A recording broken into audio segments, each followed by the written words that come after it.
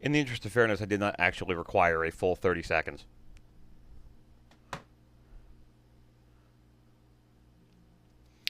Yeah, I'm usually good with the quick recovery, shall we say.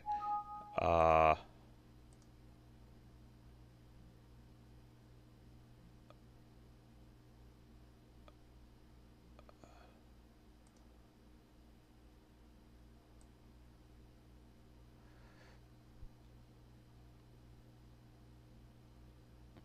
Wait, is that an actual game? And the title of the game is Hell Yeah.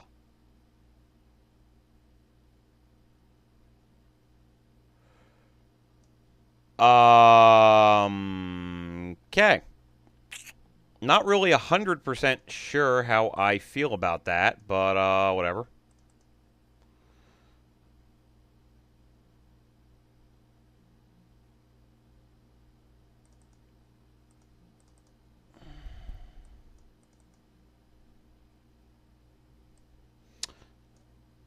That's kind of an odd title for. Does nobody else feel that that's kind of an odd title for a game?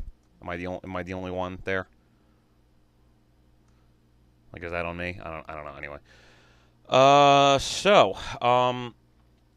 I'm not really 100% certain what inspired this idea, uh, but I think it was a combination of something that was linked to me, combined with a general interest in continuing to do adventure games post Snatcher. Uh, so once I introduce this, I think maybe everybody will have a vague idea of where I'm going with this. Excuse me, coffee. Um, but if you're not filled in once we get into it, and you're not certain like what's going on here, that's fine. Um, let's start from the beginning, and some of you may be able to go with where I'm going from here. How many of you watch Zero Punctuation?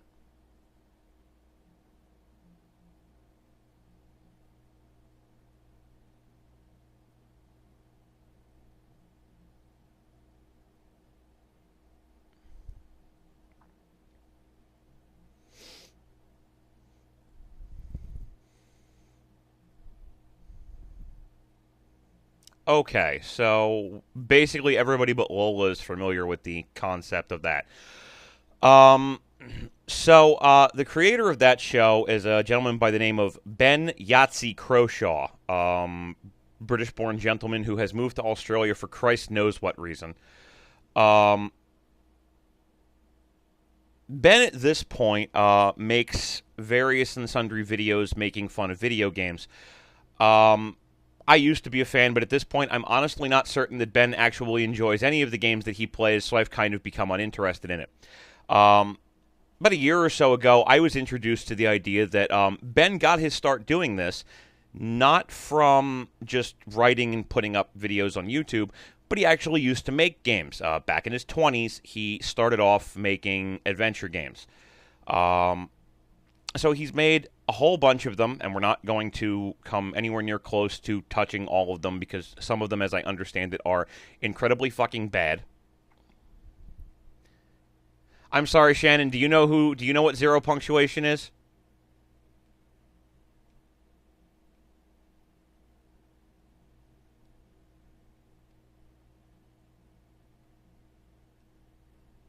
Okay, so Lola and Shannon don't know. Um, it's videos of a guy with an English accent making fun of video games. There you go. Saved you a trip. Anyway, so we're not going to go into all of them, but I wanted to specifically take a look at what has now been termed the Chzo series. Spelled Chzo. Um,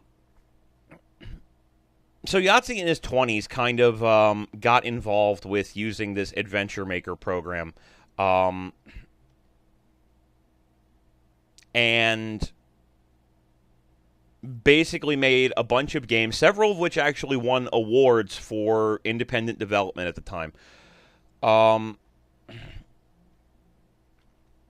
And a couple of weeks ago, since I hadn't really watched the video series in a while, Crystal linked me to his discussion of Dragon's Dogma. And I watched it, and I kind of remembered why it was that I wasn't really watching his videos anymore, because I didn't really take anything away from it. It was funny, but I didn't get anything from it. But then I started thinking about the Chizo series, and I started looking around on it just to see like what I could figure out, and I saw that there was a Let's Play up for all of the games. And holy shit, these games didn't really particularly seem like they were good. Even for their time. Good. So it turns out that Yahtzee has actually made the games downloadable through the Escapist website and his own. And I was like, hey, what the fuck? You know, why don't I download these and screw around with them for a bit? And I started playing the first game, and that was around the time that we started working on Snatcher, and I said, this is really not a particularly exciting anything. So I decided I would share it with all of you, so that we can all point and laugh at it together.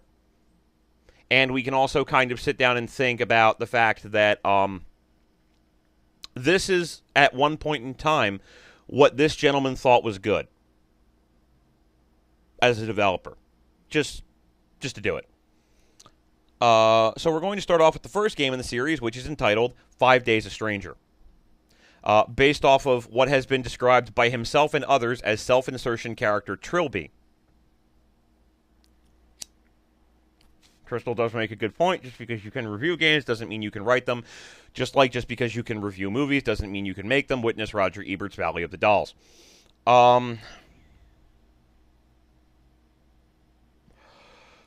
But I do feel like, after seeing this game, I think that the general consensus that we may be able to come to is that we could probably all have come up with a better game than this. If not this first game, then certainly other games in the series. So let's begin. Yes, this game straight up runs in 640 by 480, so I'm going to have to, like, seriously reposition this shit a little bit.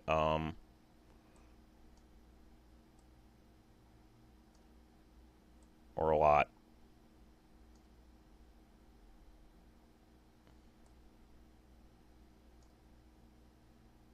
I want to say this came out sometime in the early 2000s. The files on it all indicate an editing date of 2004 or 2005. So that may have something to do with it.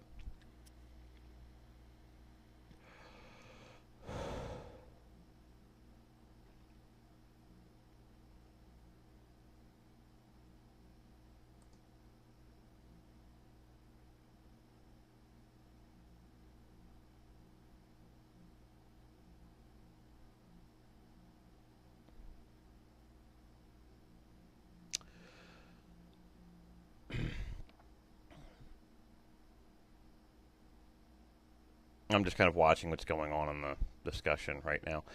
The C+ writer comment, is that coming from who I think it's coming from?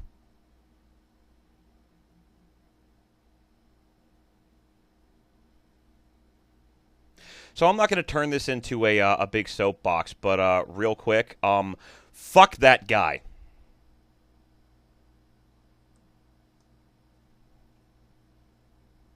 Fuck that guy in the asshole with a big rubber dick, then break it off and beat him with the rest of it. Just as a general point of reference.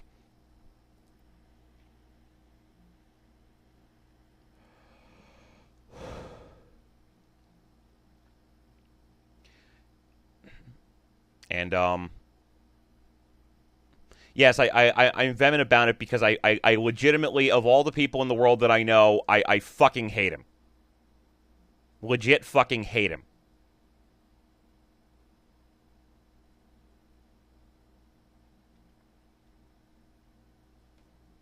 But anyway. So, I'm going to make the observation, just as a general point of reference, that for those whose writing that I've read from the list, I like all of it. I would say that none of us collectively are probably the best writers in the world, but I enjoy what I've read from everybody who's written something. Helen, I don't think I've read anything that you've written, so I can't really make an observation about that. D, same deal. But your art's very nice, so good job there. But anyway, let's begin. So, now, the game is, before we get into it here, I am going to mention, I'm going to give you guys a little bit to think about this, and I'll prompt you for it when the time comes. The game is, you draw up fine things, D, hush. The game is going to prompt us as to whether or not we want creator commentary at one point. Your drawings are fine, D, hush. When that comes up, I will allow you guys to decide whether or not we turn those on, but don't say anything right now. Here we go.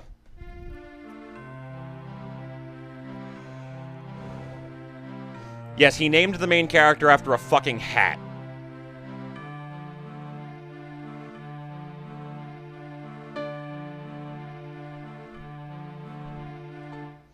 Yeah, he prefers to think of himself as a gentleman thief, as in the same sense that I would suppose that Ted Bundy preferred to think of himself as a lover of women. Okay.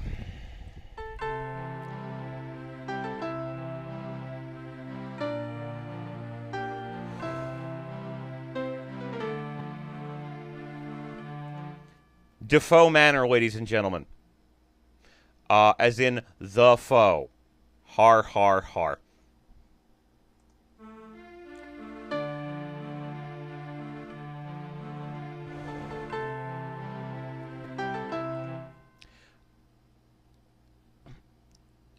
Fence is a British term for pawnbroker. So, a couple of the terms that you're going to see here are going to be British. If anybody needs an explanation, I know Crystal knows British slang, and I do too, so we can fill in there. But if anybody else knows, you know, just jump in, whatever. Anyway.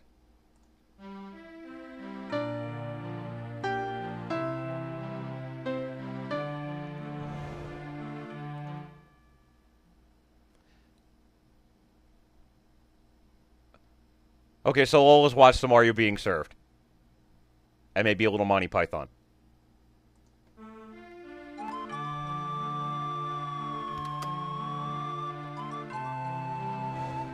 Dig that RPG Maker soundtrack.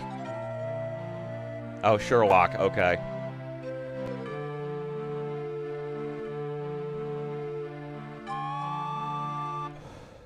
Okay, so presently the author commentary is off. Now is the point to cast your vote. Do we want to turn it on or leave it off?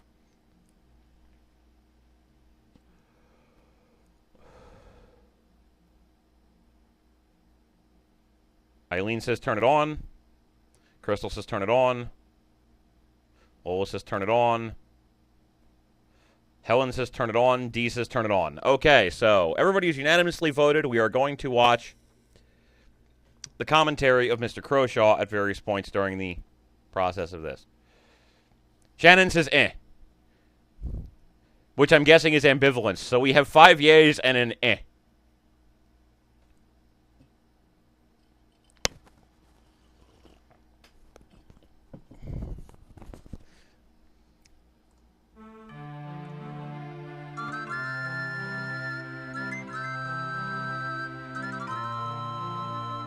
Yes. There is also an interview that Yahtzee does with himself that we're just not going to get into.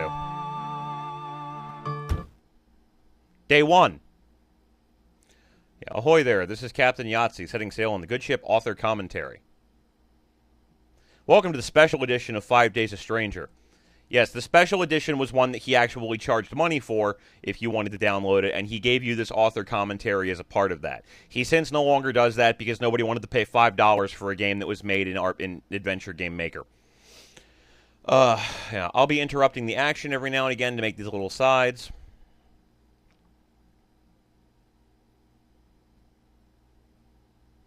If you've never played through the game before, it would probably be best to turn these comments off in case I let slip a spoiler or two. there's really nothing to be spoiled here. I will mention.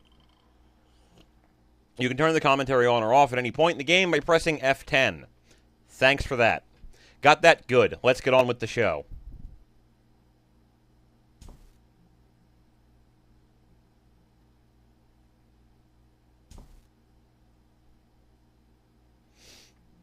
Ah, and the gentleman thief makes his entrance. Ah, Trilby. Trilby, Trilby, Trilby. A lot of people have mailed to tell me that they like this character, and I find that really gratifying. Trilby is one of my favorite, author insertion, characters to use, and he was a few personal projects before I cast him in 5 days. As a personality, he's a lot of fun to write about, being both very cunning and highly eccentric. Neither of which is he actually in the process of this game, for the record.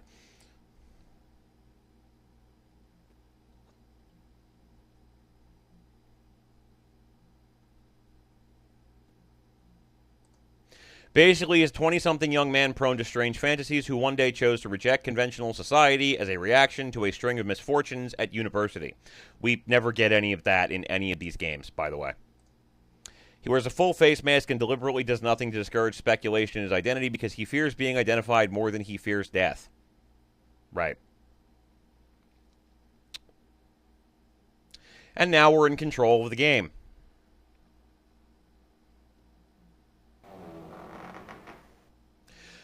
And there's just this random sound effect of something creaking. Yes, our Corpse Party was, in point of fact, originally an RPG Maker game, and now it's not.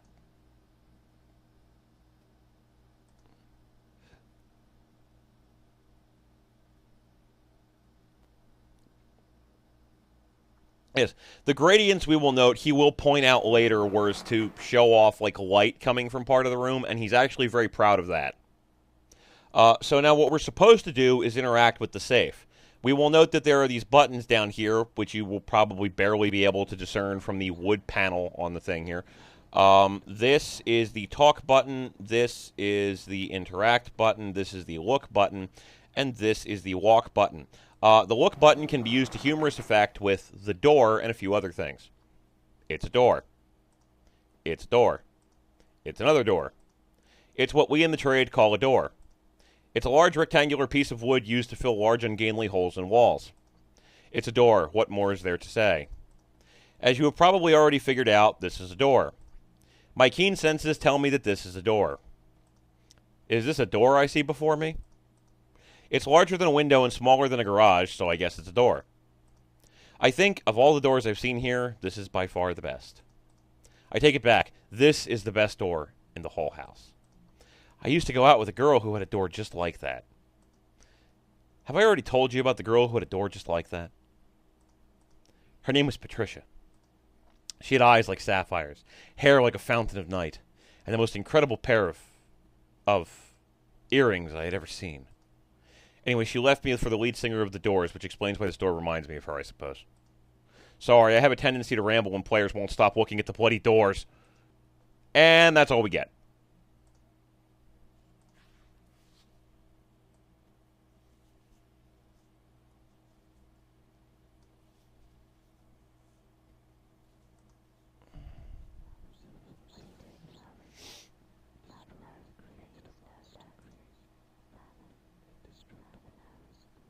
I have no idea what the whispering is about, by the way. So what we're supposed to do is interact with the safe. Damn. Empty. Guess the family solicitor got here first. I feel I should make a brief comment about Trilby's character design, specifically his hat. Ever since I've acquired a Trilby hat in real life, I've been ashamed of the one depicted here. That's the hat that Yahtzee wears in his character, by the way. Just look at that stupid thing. It looks like he's wearing a plate of grape pudding on his head. He fixes this in later games, by the way. We can interact with other things. The drawers are all either empty or full of meaningless paperwork. Cabinet. I can see from here that it's empty. Trilby. I'm not sure what to do with myself. Well. Painting.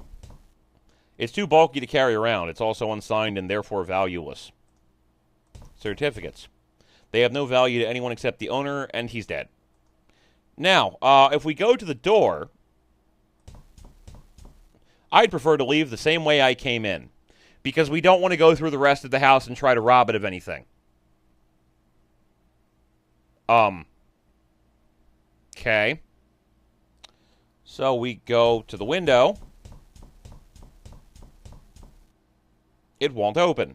It must have been jarred shut somehow. Well, I guess I'll have to take the old-fashioned way out. Since the door had just been unlocked, I should point out the little pseudo Easter egg that pertains to all of the doors in the house. Try looking at the door multiple times.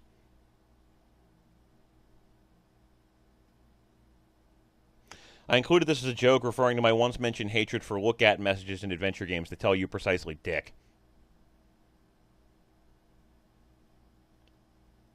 A similar egg arises in Trials of Odysseus Kent if you continually look at the 4 nondescript doors in the apartment block.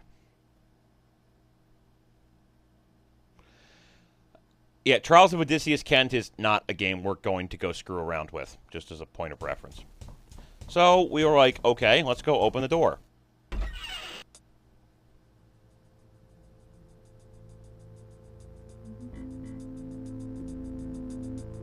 In case it isn't clear, AJ, this jumpy fella, has been researching the haunting of Defoe Manor, and as such probably knows about the welder, who we'll be meeting later.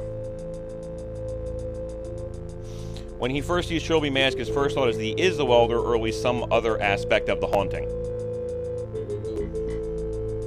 With me on this? Great. And now AJ will run like a girl. Oh dear, oh dear. Sorry, I really don't know how that running animation turned out. Walking I'm fine with, but running does my head in. Trilby will now demonstrate some better animation. That's relative. What got into him? Oh, wait. I keep forgetting I'm wearing this thing. But who the hell was that guy? I was under the impression this house was empty. Removing his mask was probably a bit out of character for Trobes, but he had to do it at some point, and this seemed as good as any.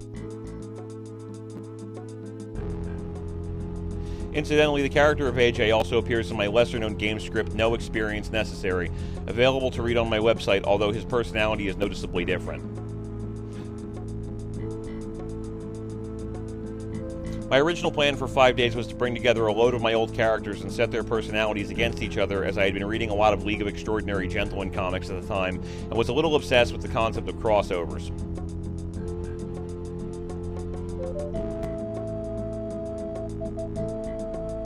I'll explain who the other characters were in my original vision, as and when we come across them.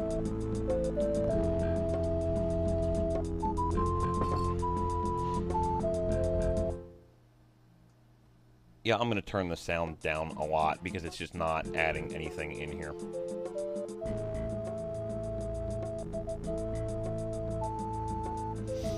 That was exactly what he was trying to do, Lola. So, door's locked. Trophy's a thief. You think he could do something with that, but nope. Locked. Locked. And... oh, we can go into the bathroom. Comparisons have been made between 5 Days in Clock Tower, an old SNES game, which some say was the very first survival horror. I think he means the very first survival horror game, so we'll give him the benefit of the doubt. I will also make the observation that Clock Tower is a much better game than this, and technically, Sweet Home was probably the first. So, yeah, that's all I really have to offer there. Admittedly, CT was one of my influences, albeit not a major one. Really, Clock Tower was one of your influences. A game that came out on the SNES in Japan that was not translated was one of your okay. The biggest justification for comparison is the use of a bathroom shower curtain for horror purposes.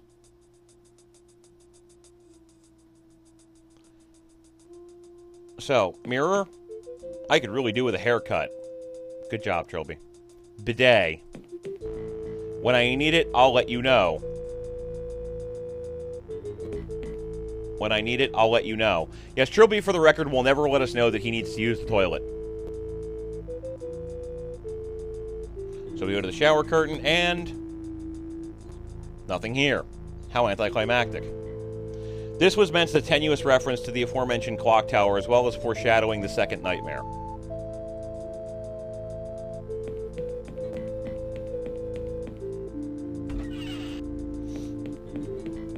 So what we actually have to do is head on down the stairs.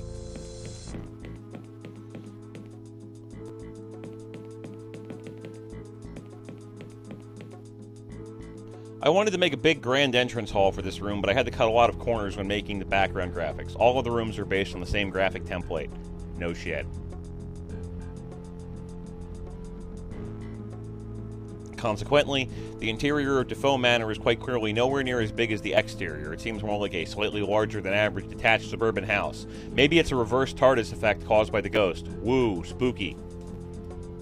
I would say more of a House of Leaves kind of thing, but House of Leaves was after this game, and Doctor Who is probably more his speed, I would imagine. Another room that should probably have been a lot bigger. Come back and take a look at that painting on each of the 5 days.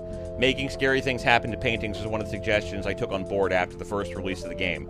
Sound effects, including the scary noises that occasionally sound, was another one. Incidentally, the whispering sound is me whispering the phrase, "End the horror I brought into the world," merged with me whispering the phrase, "Father, no," in a higher pitch. Okay. That's really kind of taking the fun out of it, but whatever. This is the portrait. It's a pleasantly professional quality portrait of a bearded man in a Victorian explorer's outfit. A little plaque at the bottom reads Sir Roderick Defoe. Mind you, he looks like he's wearing a rain slicker, but whatever. We're not going to be looking at, like, most of the things here, by the way. Here's another example of me cutting corners in artwork. The kitchen floor is exactly the same as the bathroom floor. The continuity error I am most asked about is how everyone was able to survive in the house for so long without food as the refrigerator is completely empty. Well, the fridge did have food in it, but everyone else stuffed themselves full of it on the day before Trilby arrived, so much so that they wouldn't need to eat for several days, and Trilby was too polite to complain. So there. Satisfied? No. Though I would probably note that you probably wouldn't die from a couple of days of not eating. Since apparently the tap still runs, they're probably fine. You go, and you look. Evidently no one cares if I starve in this place. Why you didn't just, like, have there be food in the fridge, I don't know. But whatever. So, now there's a cabinet here, and what's inside of this? Salt! It's too big to carry around with me, but if I ever need lethal quantities of salt, I'll know where to look. For reference purposes, we will in fact need lethal quantities of salt.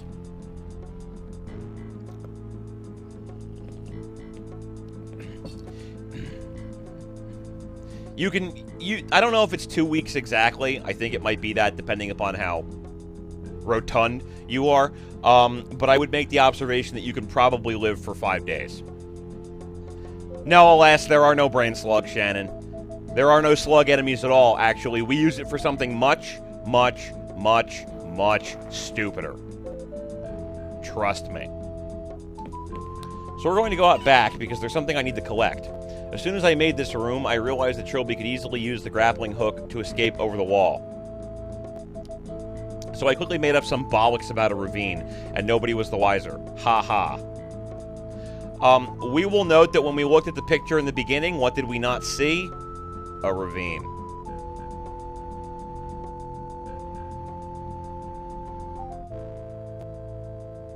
Just saying. So, the only reason I came out here was to pick up this twig. Pick up sticks, he says. I think that was Yahtzee trying to be clever. No. Door. Locked. There's a pool out here. We're not going to do anything insofar as that goes. We're just going to kind of go inside for right now, because that's all we really needed to do out here. We will be coming back out here later, just to do whatever with it.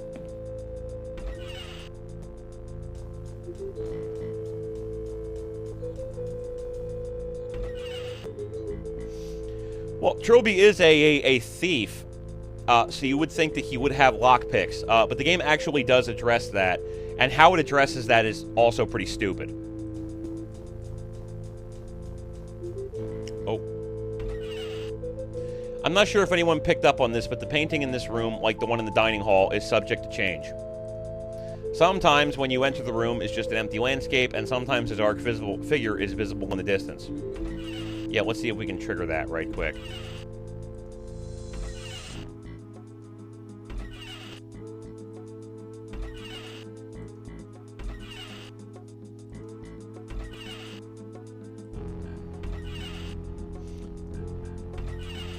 Alright, well, let's go interact with the paper real quick.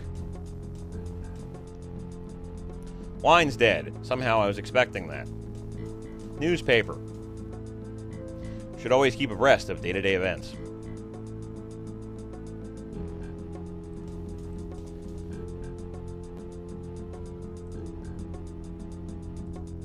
I think the interface is what most people complained about, and I'm inclined to agree. It's clunky and inconvenient. It underwent a major overhaul for 7 days as Skeptic, and I like to think that was a vast improvement. Nobody really liked it anyway.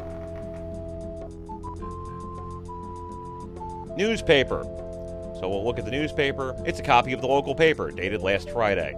Heir to Defoe estates found dead. Sir Clarence Defoe, last of the long-running Defoe line, was found dead yesterday in his home. Defoe, 24, was found hanging from a tree in front of the yard of Defoe Manor.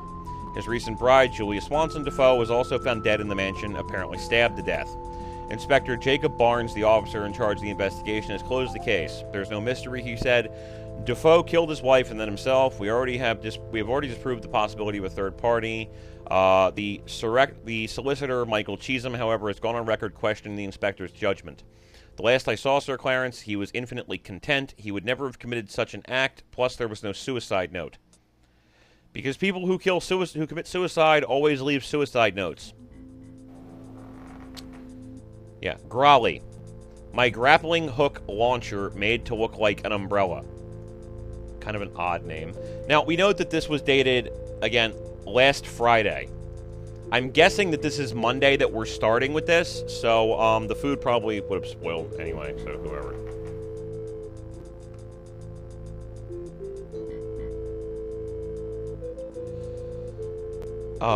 But yeah, that was the only reason I really went into the inventory, so. Just to look at that newspaper. Now, we're apparently not going to get the prompting, but for the record, he says there's supposed to be a mysterious figure. It just looks kind of like a little dark peener. Literally, that's all it looks like is a little dark peener.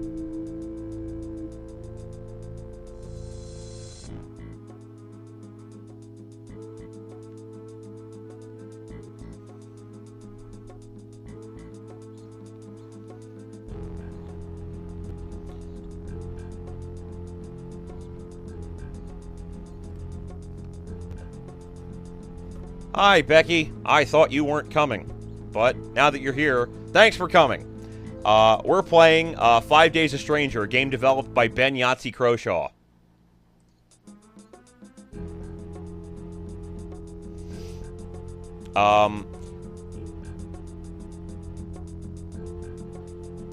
That's terrible when coming is depressing.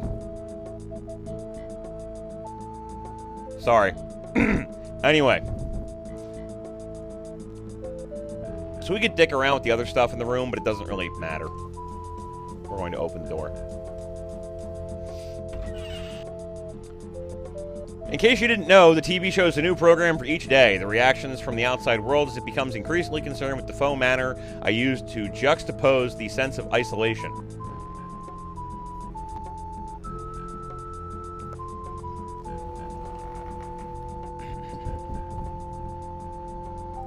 Oh, come on, that wasn't that bad. I'm sure Chris has made worse jokes.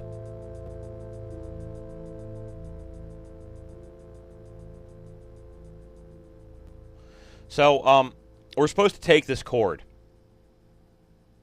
Yes, the game's creator, Mr. Ben Yahtzee Croshaw, put author commentary in, and we have turned it on. So that we can basically allow the game to talk about itself, and then make fun of the game talking about itself while we're making fun of the game.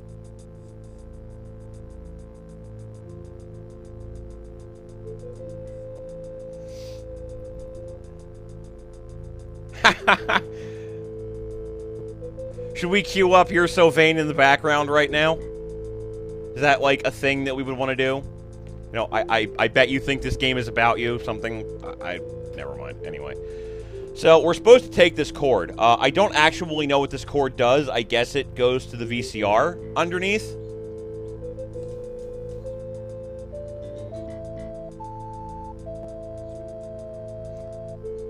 I have no idea how he detached it, but whatever. Yes, VCR. There doesn't seem to be a tape inside, which is probably for the best. Television. Had no comment. In other news, the society world is still shaken by the sudden death of Sir Clarence Defoe. Sir Clarence and his wife were found dead last Thursday in Defoe Manor. Correspondent Peter Daltrey has the report. The TV presenter bears a deliberate resemblance to Angular Mike, erstwhile of an old comic strip of mine. This is a remnant of my abandoned decision to populate the game with a conjunction of characters from various previous projects. Yeah. Yeah. So, Clarence Defoe got married 4 weeks ago. The place is quiet. They died a couple days. Yeah. Heh. Sir Clarence had only proven his attachment to the Defoe lineage almost 1 year ago, and since then had been renovating the long-abandoned family mansion in preparation for his marriage. The police have already declared the tragedy as a murder-suicide, although many have insisted that Sir Clarence was incapable of such an act. The debate rages on while the fate of the house remains unclear. This is Peter Daltrey, BBC News. Thank you, Peter. Our top stories again. Blah, blah, blah.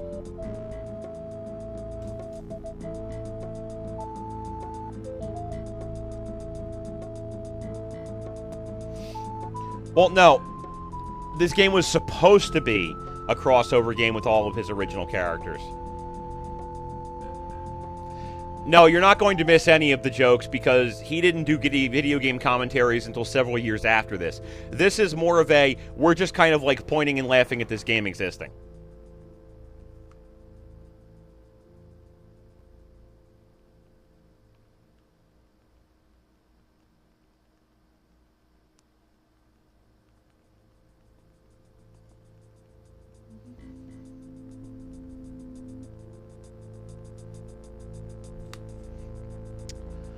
So yeah, you're not missing anything. Trust me. Now, real quick, 1, 2, 3 seats on the sofa.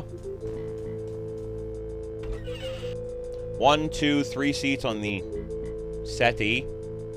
1 seat on the rocking chair. Plus 4 seats in the dining room. So that would be 11. Yeah, you came in pretty early on in things, so there's not much explaining that we need to do. This guy is Trilby, as it says down at the bottom there. He broke into this house looking to steal shit, and now he can't get out.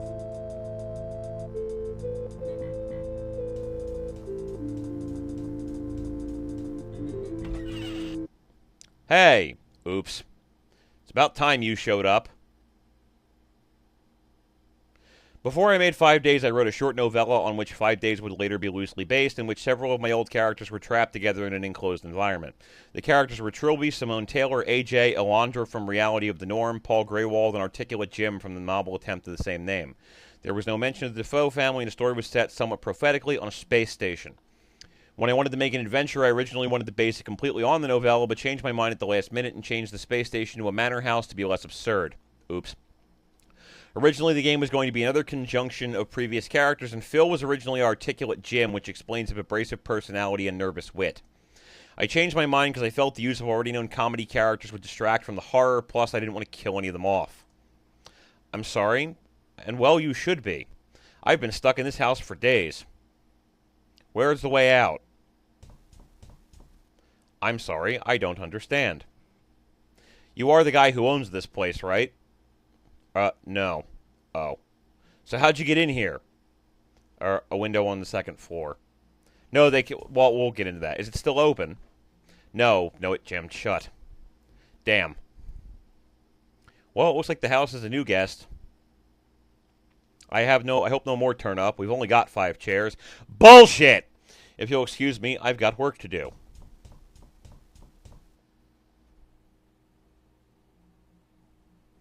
Oh, I beg your pardon. Hardy's the name. Philip Harty. Call me Phil. And you are Trilby, after a hat.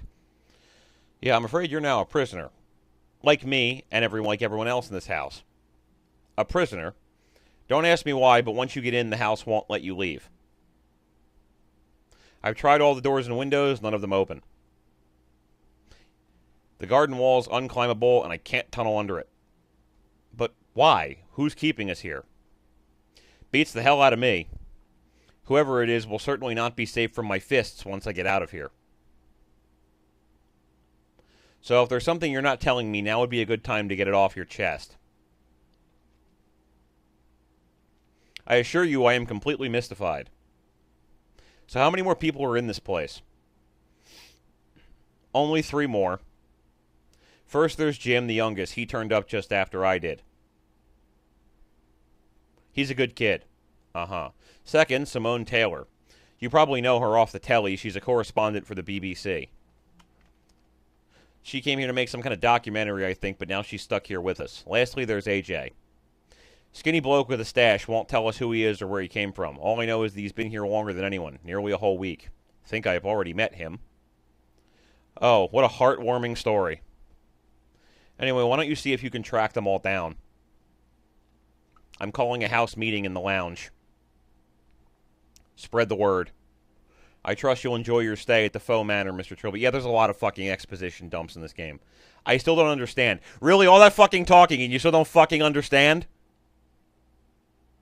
Bunch of people trapped in fucking house. Can't get out. Phil seems almost forthcoming here. In the original story, when his equivalent character first met his fellow prisoners, he responded by slamming them against walls and screaming at them. Which probably would have been a better way of doing things.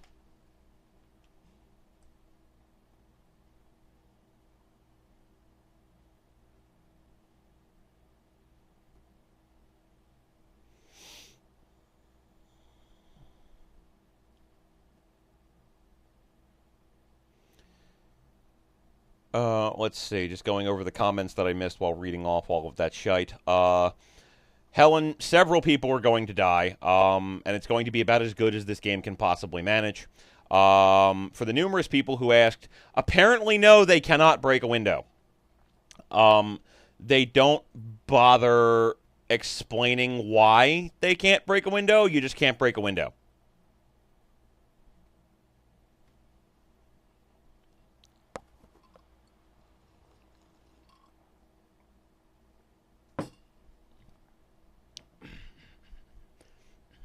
Yeah, it's made of unobtainium. The windows are made of unobtainium. We're all fucked.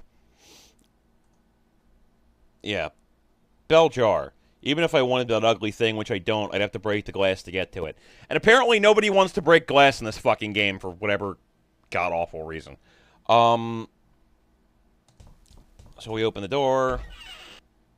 Once again, 3 chairs for the sofa.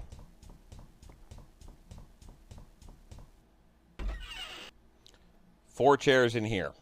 And then there's multiple chairs in the dining room.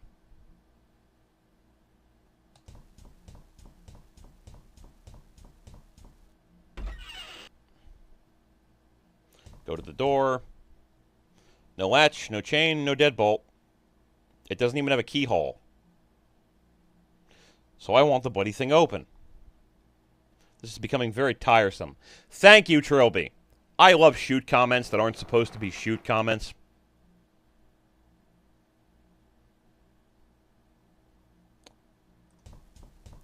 So now we have to go upstairs.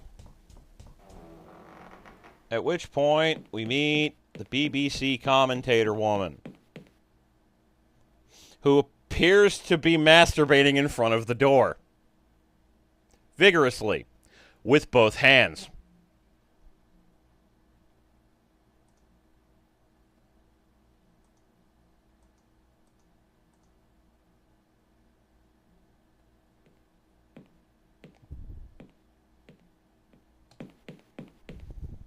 Pardon me, madam. I don't want to interrupt you. You seem kind of busy. Yeah, Philip mentioned we had a new guest. Wait. So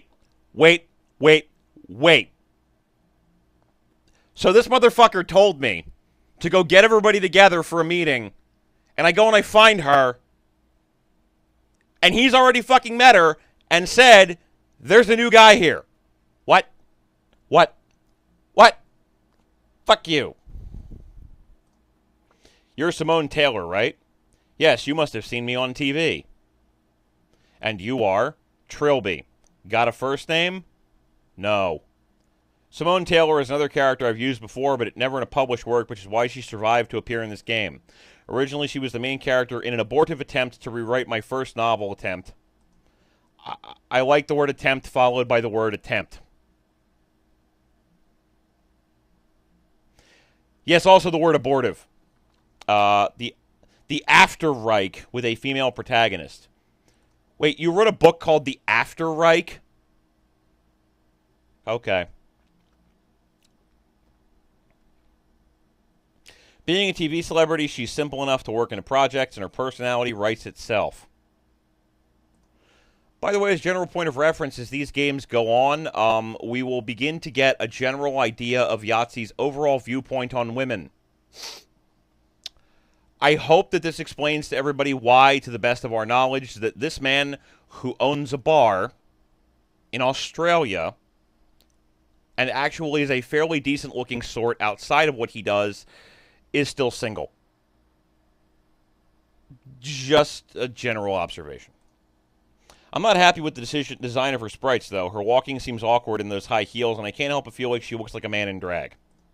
Maybe that's just because the layout of her face is almost identical to Phil's, because variation is difficult at this resolution. Hey, wait a second. Not the cat burglar Trilby, because there are lots of people that are going around calling themselves Trilby.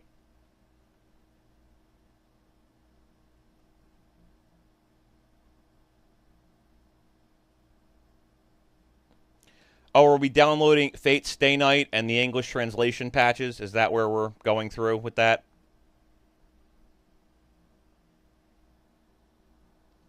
Yeah. Oh, wow. I presented a Crime Watch special on you once. Oh, man, I wish I had a camera right now. This could be huge. You wouldn't consent to an interview, would you? Madame, even if I did have a sudden retarding brain injury that would cause me to do so. Nice. Don't you think our apparent imprisonment is a slightly more urgent matter? Well, I admit I thought so the first day I was here, but I've been here 4 days now, and I really think I'm learning a lot about this place. If I could just get these infernal doors open... Oh, so that's what you were doing. Phillips called a house meeting in the lounge. Yes, so Trilby feels the need to let her know that this is going on. Yeah. Yes, it's so like him to do that when a new face appears. I'll see you later, Mr. Trilby. God, that walking animation. See what I mean? That's not a walk, that's a mince. Strange woman.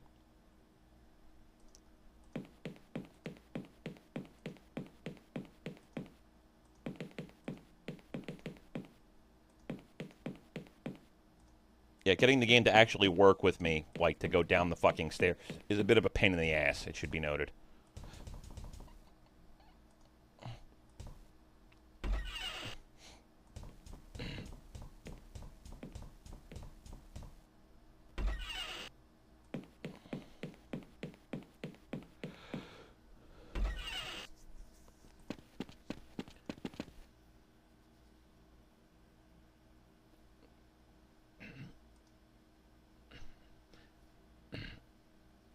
Yes, so we now have to talk to the tree. Is there someone up in the tree? Oh, hi. You're new. Have you come to set us free? In my original vision, believe it or not, Jim was originally going to be Odysseus Kent. I even had the sprites done before I changed my mind. I then altered the sprites to look more like someone else, which explains why Jim is so pale. Part of the reason I changed my mind was because Odysseus as a character was too much like Phil. No, apparently I'm a prisoner now, too. I'm guessing you must be Jim. Yeah, they're saying that we can't climb the tree because there's a ravine outside, even though there isn't. And Trilby has a cinched waist and hips, I'm guessing, because his glute muscles are always engaged. I thought I might be able to get over the wall, but the tree's too far, and there's a ravine just outside the wall, too, which we didn't see in the beginning picture.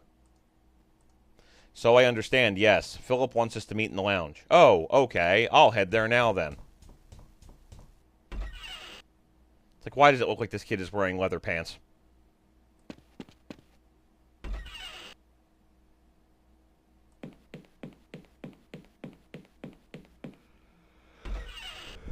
Oh, we will use the rope later. Just not in the way that you're intending.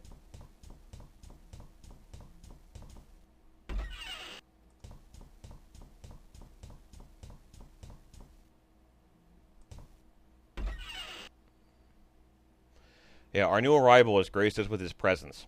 I expect there's a lot you want to know. No, there really fucking isn't. Exposition is necessary, of course, but I think given the chance to redo the game, I would have spread some of this throughout the game. Translation, there is a shitload of fucking talking, and we're going to be fast-forwarding through the majority of it.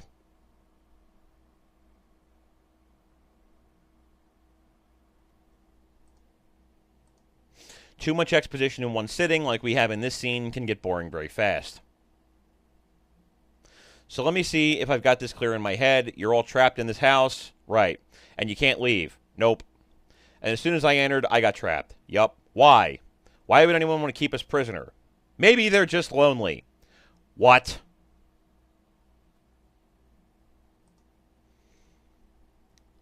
Yeah, if they wanted company, they'd have shown themselves. Maybe they have. And at this point, we start doing the whole accusing each other of being the person who brought everyone together. Then he starts, yeah, I don't know who would have brought us here. I don't speak loony. Great. I lifted that line verbatim from the original novella I wrote on which 5 Days is loosely based. Yes, that's right. Yahtzee liked that line so much that he took it from the original novel and put it in here. I just really like it. That's great. Yeah. Hampered by paranoia and suspicion, we'd only hinder each other. Thanks for that. By the way, is anybody getting that eccentric vibe from this guy yet? I'm kind of not. Yeah, we 5, including AJ. Where is he? I couldn't find him. Yeah, blah, blah, blah, blah, blah, blah, blah. No secrets. Why don't you come clean? He's a cat burglar. Why do you even have to ask? Yeah. Yeah, they make an observation to Big Brother, which was, you know, whatever. Is there anything you know about the house that would help? Yeah, no. Yeah, they don't really have, like, anything to say here. So now we have to talk to all of these fuckers. We're just going to kind of go through all of this real quick. Tell me about yourself. Yeah, she works for the news, basically. How did you come to be here? She was trying to do an expose and her camera crew ran off.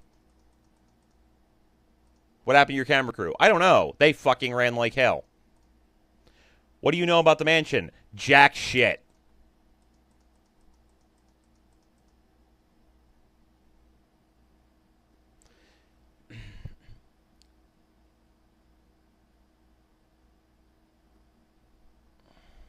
Yeah. Is coming back to us even though it was full of sexual... What?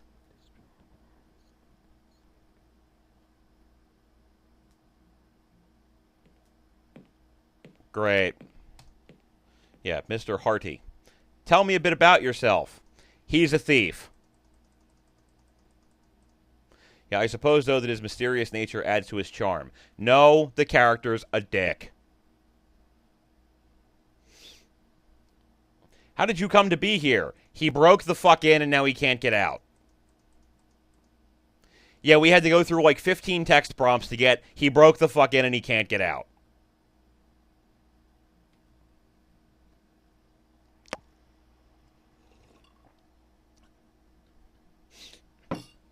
Wait, so let me get this straight. There was a sexual assault on the first season of the show. And they renewed it for a second season, but people stopped watching it. So, no, I appreciate Eileen's question of why, but I have a different question. Did people stop watching it because of the sexual assault, or because they just didn't like it otherwise?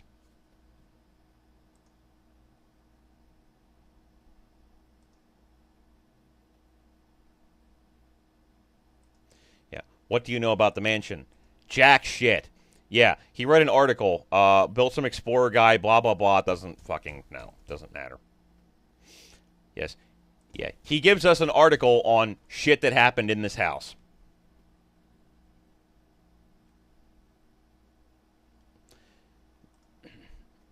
They stopped watching it in the 8th season because they changed the host in the Bogans.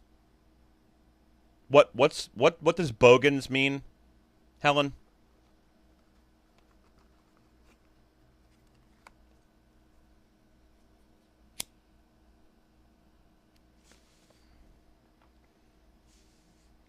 So like rednecks here, basically. Okay, gotcha.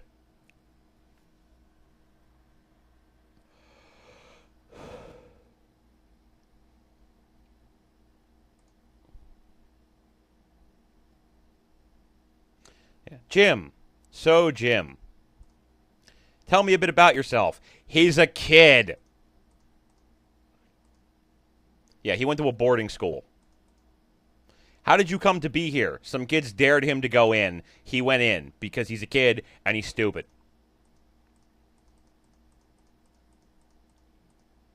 Pile on, Sport of Champions. A friend of mine once did break his collarbone. We were playing in a common room. Henceforth, we would joke that nobody but me gets. I don't know anything about Pile On. We didn't play that here.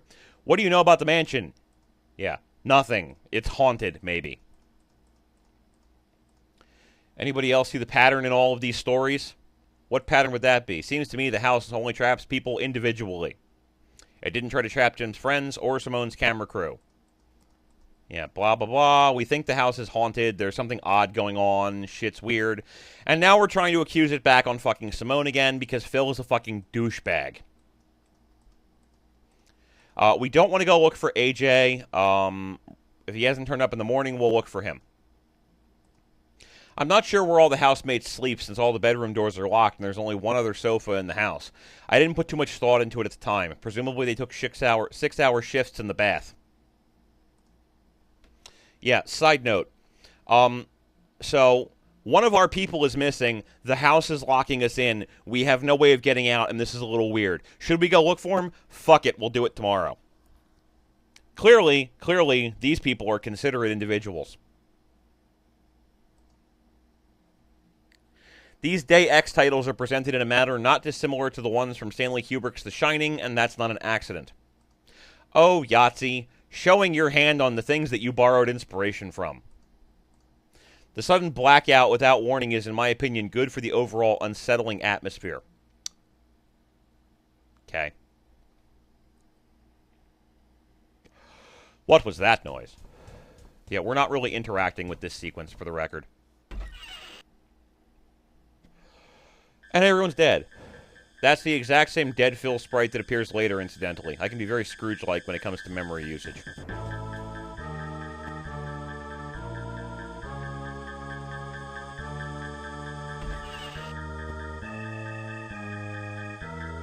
Our first glimpse of that lovable urchin, the welder. My biggest inspiration for him is probably Jason Voorhees, my favorite all-time slasher.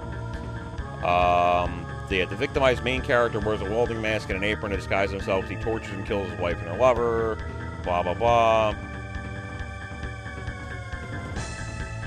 Stay back, I'm warning you. Who are you?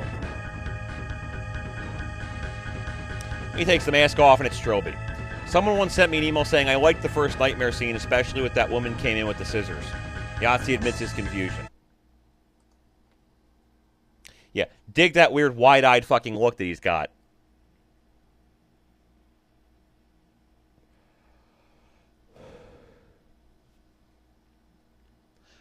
There are a couple of points where you can die, yes.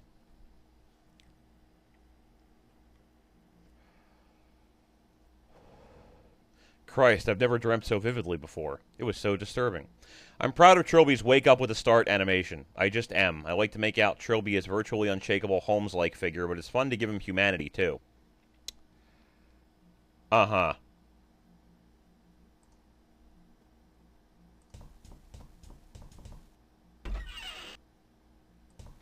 So now we're dicking around looking for people.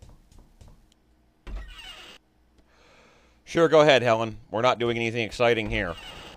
Literally. No, we're awake right now.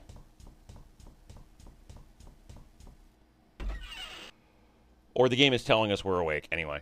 He's a charming eccentric who is also a Sherlock Holmes type of guy, except with some humanity. Yes, he's basically the perfect author insertion character.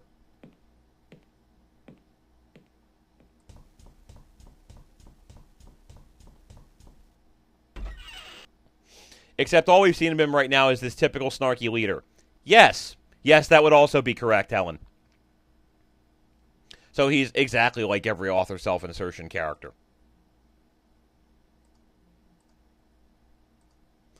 Yeah, Jim. Hi, Mr. Trilby. How are you feeling? Okay. Seen AJ anywhere? No. What are you reading there? What is he reading? Treasure Island. I found it in the living room. Now, you might think that maybe he's referencing Treasure Island because we're trying to go forward and, like, maybe make some kind of a reference to Treasure Island. How are you liking it? I think I prefer Terry Pratchett. No, he's just throwing in references. Do you know where the others are? Don't know where Mr. Hardy is. Miss Taylor's up in the library on the second floor. Bye. You know, good talk. Glad we had this conversation, Jim. You've been very something.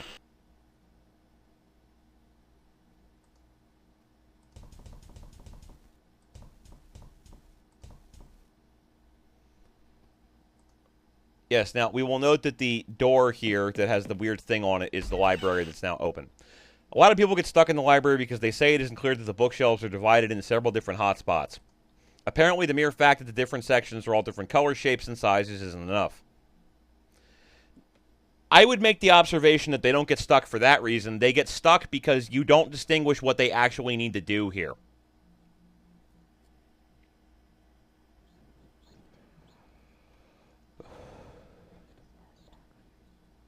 He likes Terry Pratchett, so he's just plugging Terry Pratchett. I'm not in the mood for picking fights.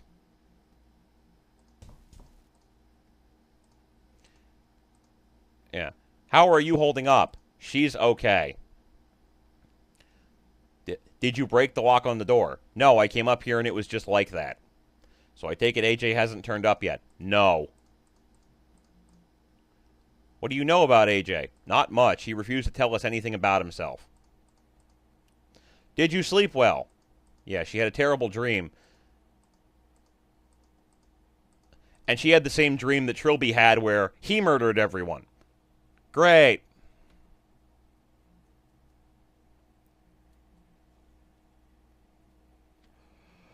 No, Helen, nothing will happen while you're gone.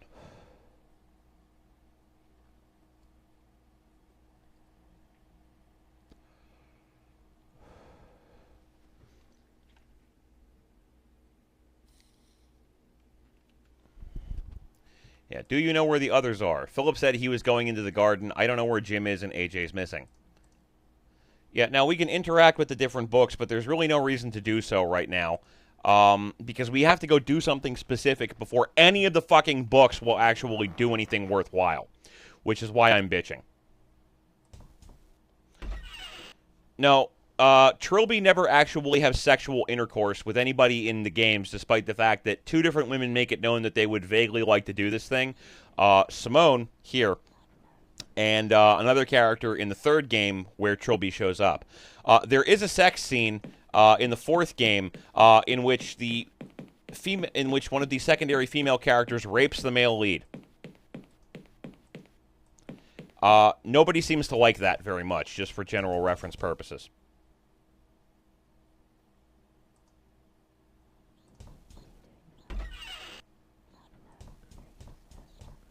I don't know why. I have no idea why.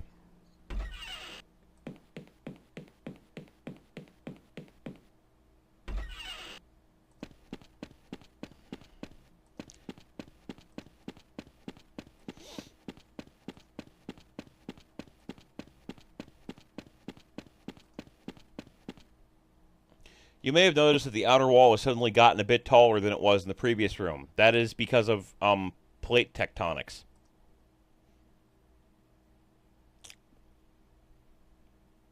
I'm not even going to say anything about that. I'll just leave it as an exercise to you guys. So, we have to talk to Philip. How are you doing? I'm fine. Are you the one who dug up half the lawn? Yes. He's been trying to find a tomb underneath this fucking place. What are you doing with that metal detector? It's actually part of the plan to get out of here. I'd heard there's some kind of family tomb buried, and if I can find it, there might be another way to the surface. How do you know the tomb's there? I don't. That's what the metal detector's for. Can I borrow your metal detector? What do you want it for? I'm not sure yet. Brilliant. Well, I'll give you a shout when I'm finished with it. Yeah, we needed to...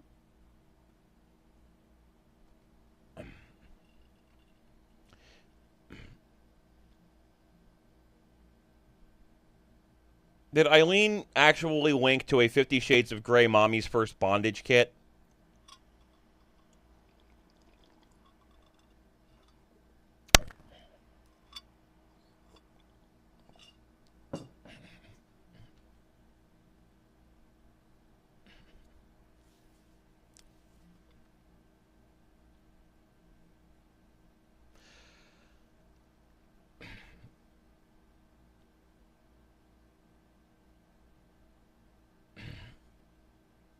Basically, yeah.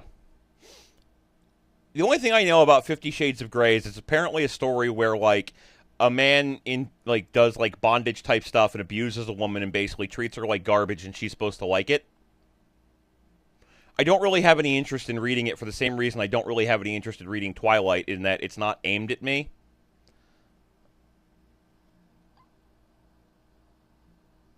Well, technically, somebody turned Harry Potter smut fan fiction into a series of books.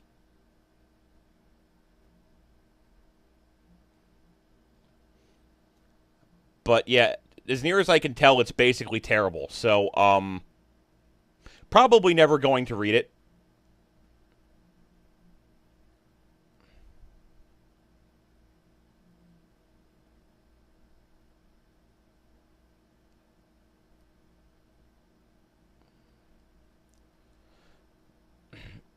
Well, Becky, you would be the person who would know the most about Fire Emblem smut. I think that you need to try and get that published. Do you know if AJ's turned up? No, he has not. Have you seen the others? We know where they are, so it doesn't matter. Bye. So, we did that because, and this is great, we now have to go all the way back to the fucking library because we had to fucking talk to that guy to trigger a flag that would allow us to take the one book that we need from the fucking library to bring it all the way the fuck back out to him.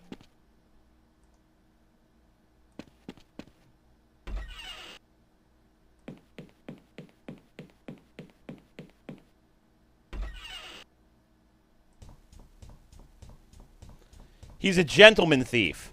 Remember, Helen. He doesn't get dirt under his fingernails because that's ungentlemanly work, I guess.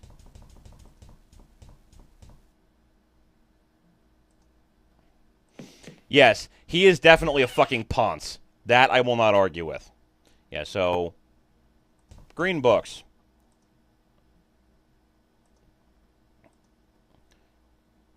Encyclopedia Britannica. A collection of old road maps and atlases. Delia's How to Cook series. A couple of binders containing old architectural plans from the Defoe Manor. That is what we need.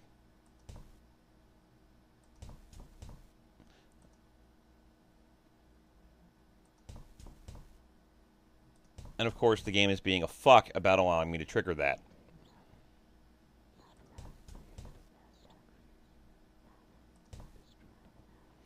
A map is always handy.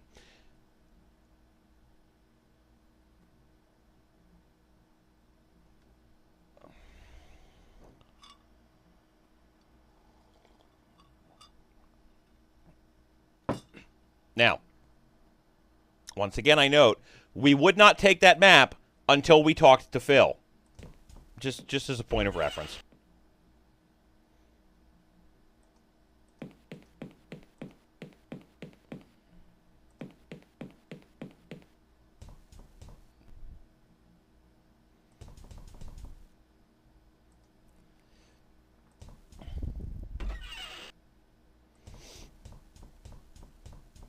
No, Becky, that doesn't work for you either.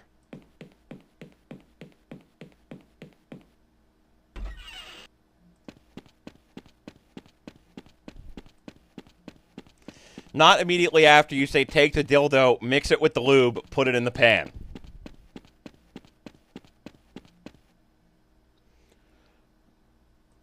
So now we have to talk to Phil. Are you finished with the metal detector?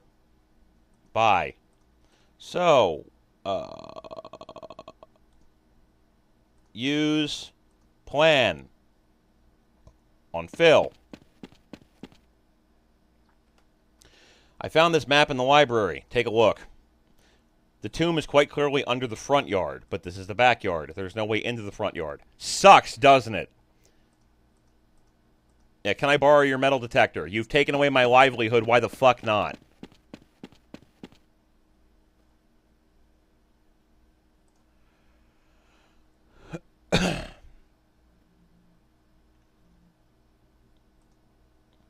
Okay.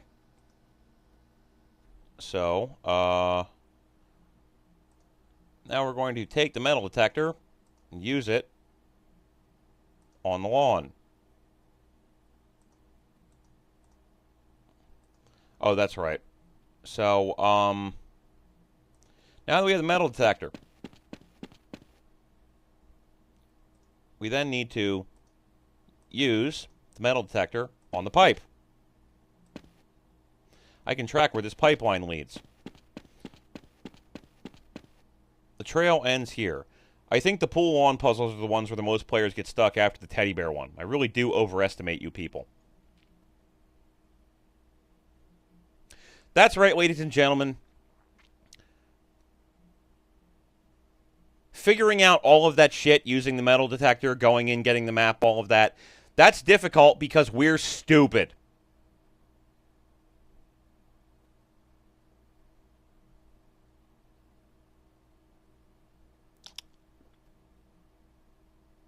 Anyway.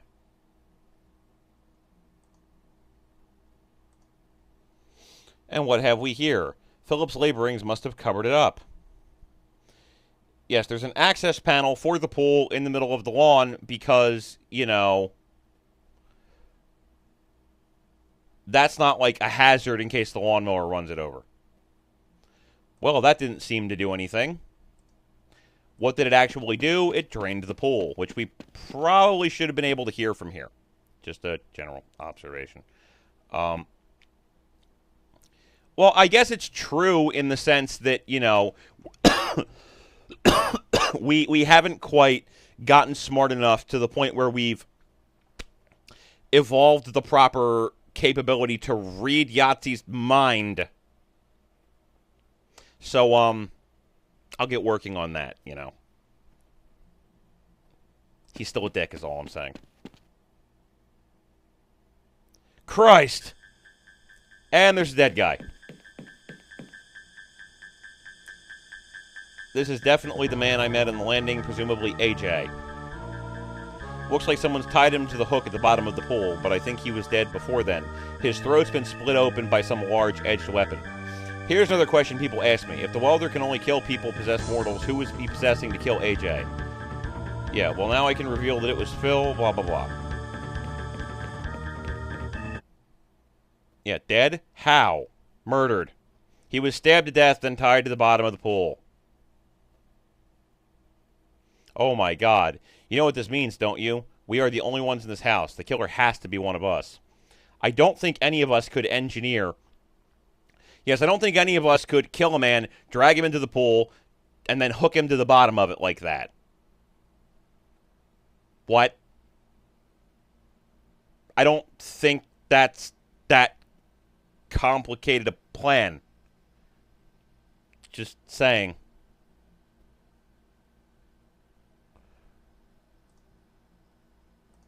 It was you, wasn't it? You killed AJ, blah, blah, blah. He's covering his tracks. He was the last to arrive. Don't tell me you're not a bit suspicious of him. Yeah, look, what happened to AJ was terrible, but it could tear us apart. We could all go the same way. And it's, oh, well, we're, you know, it's basically just everybody being resentful and ignorant and stupid about things. In the original short novella I wrote that preceded 5 Days, Phil, or at least the equivalent character, started off hostile and gradually grew to trust Trilby. I think the process in reverse here works a lot better.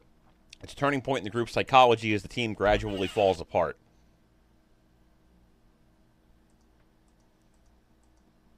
Yeah.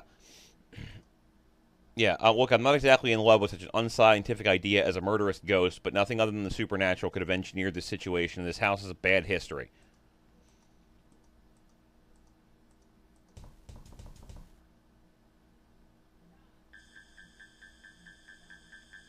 Oh ho ho, the second nightmare scene. Yeah.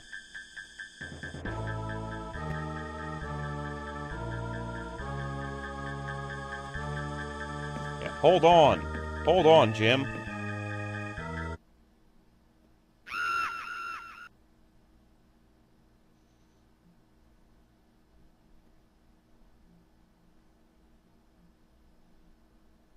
Day 3.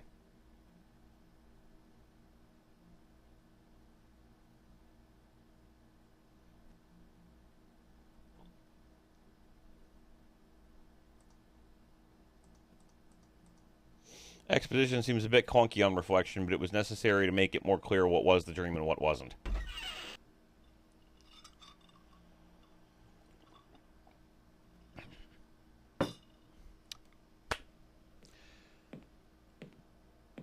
So in day 2, oh, you know, our friend just got murdered. We should look into the house. Do you want to start on that right now? Fuck it, I'll do it tomorrow.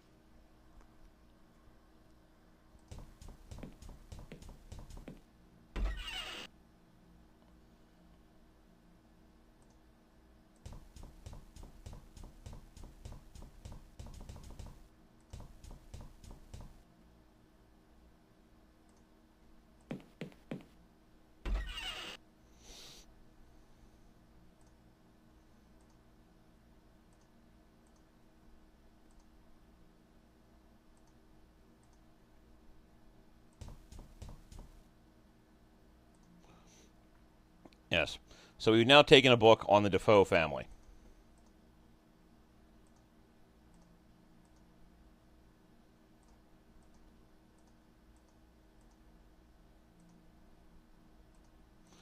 Bunch of random crap.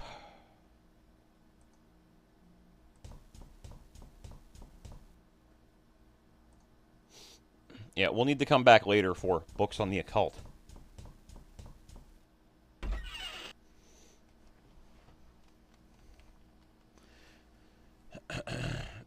Yeah, we haven't really found anything fortune-wise to deal with insofar as that goes, unfortunately, so.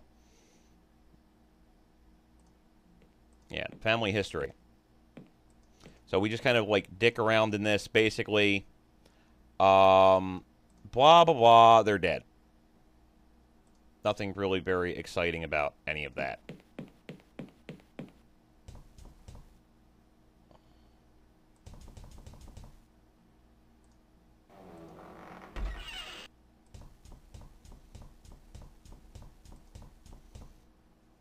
We could talk to Phil, but he's being a douche, so I kind of don't want to. What's this? Do you know whose it is? Yeah, it's mine. Yeah, so they're just talking about how Trilby's car just arbitrarily showed up in the fucking backyard one day. So how did the car get into the backyard? A fair question, and one I didn't have time to answer at the time. I figured it was more weird and surreal to just let these things happen without putting too much thought into it. On reflection, it was probably the ghosts of the welder's victims trying to help our heroes. So we go and we open the car. Great. My lockpicks are here. They must have fallen out of my pocket while I was getting out of the car. Yes, ladies and gentlemen, Trilby, expert thief, gentleman thief, always makes sure to check that his fucking lockpicks are in his pocket before he fucking goes into a place to fucking rob it. I'll hide an emergency pick in the lining of my tie, like I usually do, which I apparently neglected to fucking do before I broke into this place in the first place.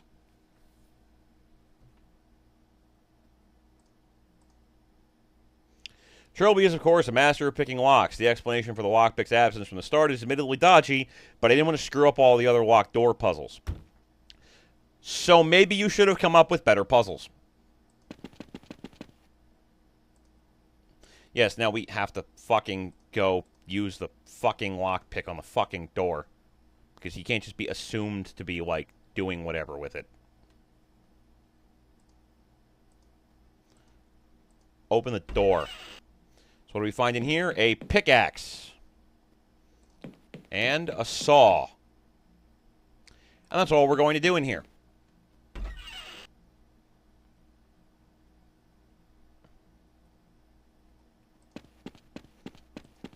Now, mind you, the fact that, you know, a guy was discovered dead yesterday, nobody's going to, like, ask, hey, why are you carrying around a pickaxe and a saw?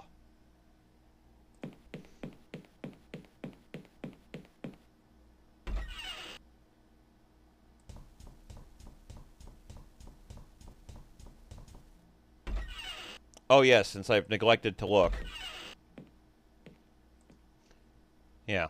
It's a portrait of a wizened, bearded old man in a safari suit. The plaque reads Sir Roderick Defoe. Yes, he's getting older as the days go on. No reason for that, just he is.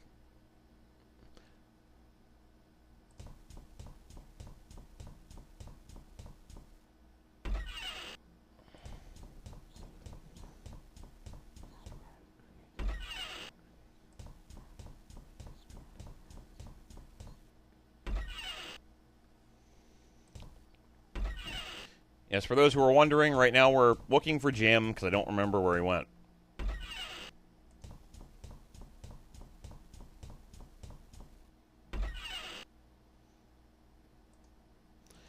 Well, right, but the thing is that the portrait is getting older, and that's supposed to be, like, whatever.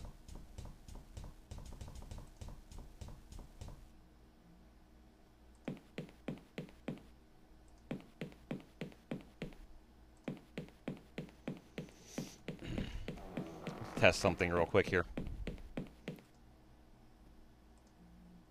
Use pickaxe on window. That doesn't work. Bullshit.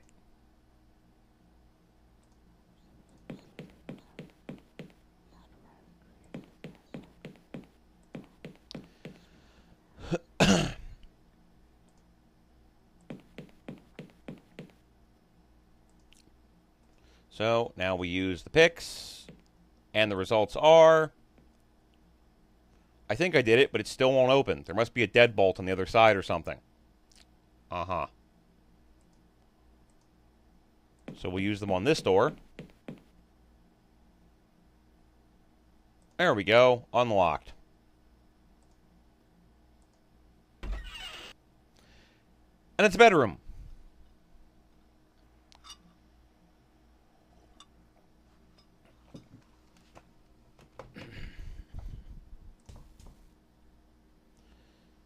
Yes, we've opened the wardrobe, and what is inside of it? A book.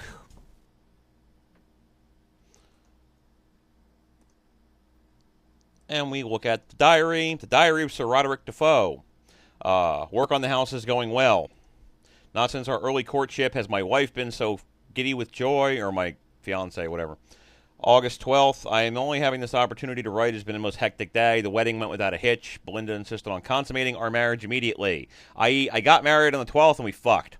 February 14th, a romantic day for our announcement. The physician has just left, confirming that Belinda is with child.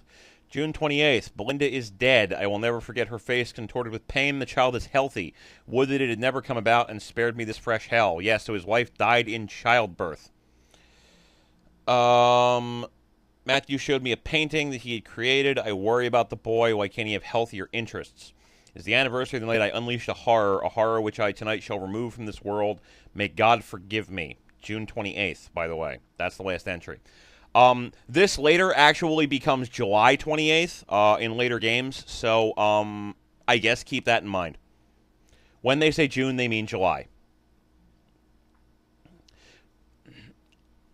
It's a little more involved than that, Becky. We'll get into that one shortly. Yeah, scratches by the window.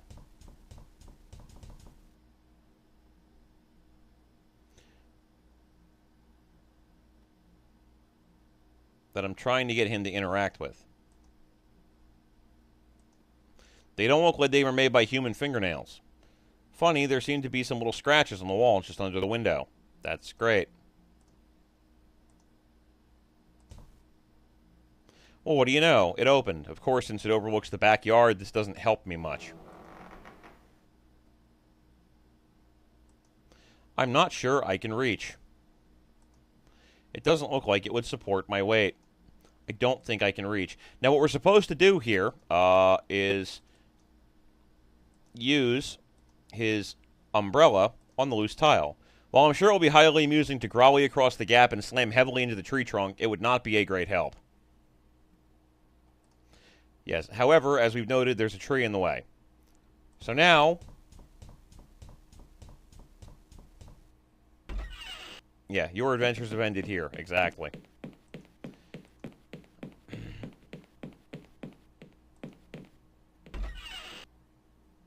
We have to go talk to fucking Jim.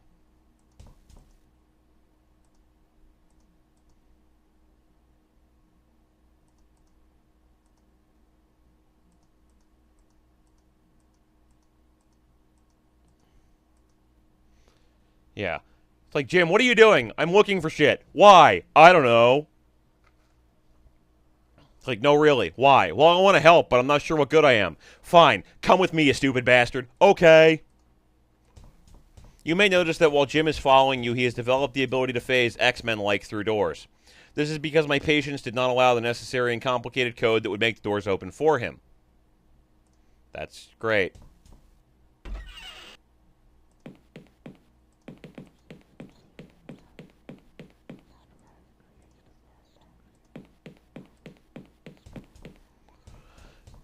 Yes, Jim does indeed look like he is wearing leather pants, for no explained reason whatsoever.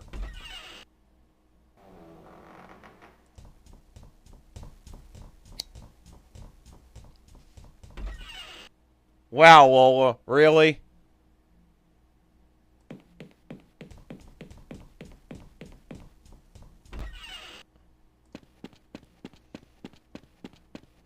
Now, what are we going to have Jim do, you might ask? Going to saw down this fucking tree. Yeah, Jim, give me a hand with this.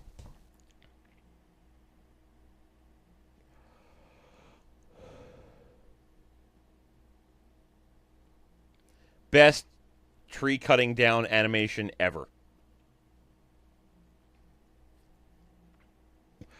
I make no excuses for the lameness of this animation. That's good. Except that animating a tree to fall realistically is really danging hard.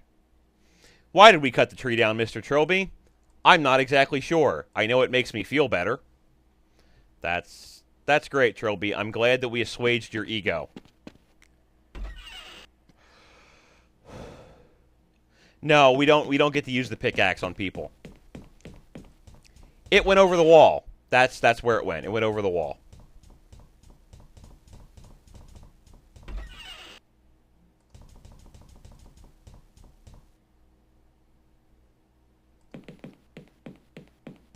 I don't know how. I have no idea.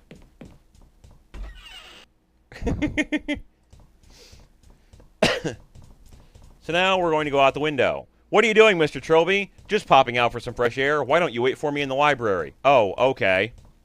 Like, yeah, go fuck yourself, kid. We don't need you anymore. So now, once again, we're going to use the umbrella. Trilby's umbrella grappling hook launcher is his trademark, his signature tool. He's always carrying it with him whenever I sketch him, whether it be harmlessly by his side or winding up to smack Chris Quinn in the nuts. Originally, I found myself thinking that an open umbrella with the canvas stripped off might possibly work well as a grappling hook, and the idea just sort of blossomed from there. Trilby made it himself, being a student of mechanical engineering before he took to thievery. The name grolly comes from a combination of grapple and brolly, a British slang term for umbrella. Uh-huh. I suppose one has to wonder why there's still an easel in the artistically minded Matthew Defoe's room when the house has had numerous owners since his death. It's because the ghost did it. It just did. Ghosts are weird.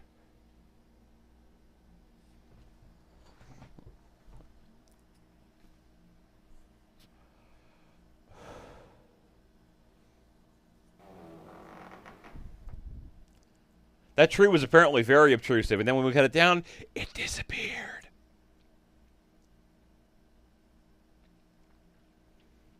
It's entirely possible, and I feel that this is a fairly appropriate observation, it's entirely possible that the tree was a ghost tree. And once we cut it down, that was the end of it. Yeah, wardrobe. What's in the wardrobe, we might ask? Fuck all.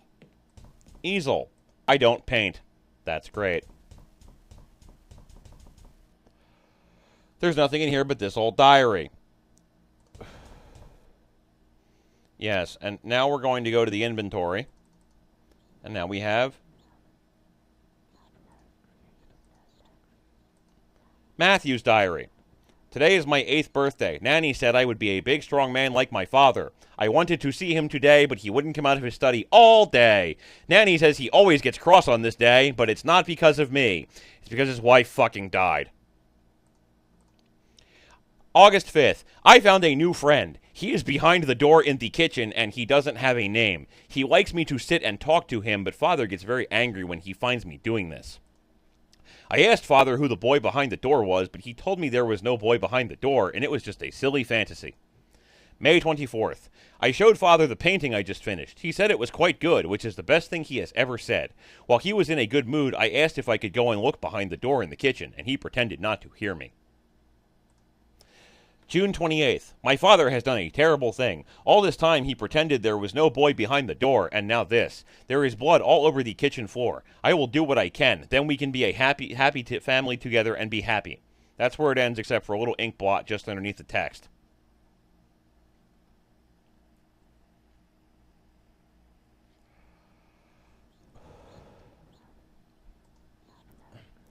And we're going to take his teddy bear. And why the hell not?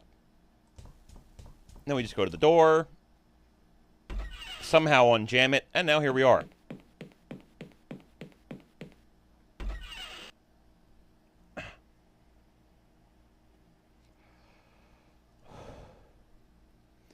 You click on the links that Eileen gives you because you are secretly perversely curious about what she's found that's terrible.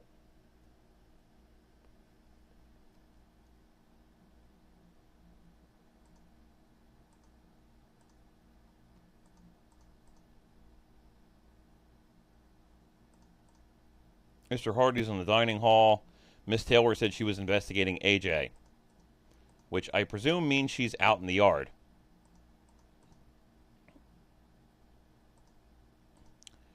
We've basically done everything we need to with this kid, so whatever.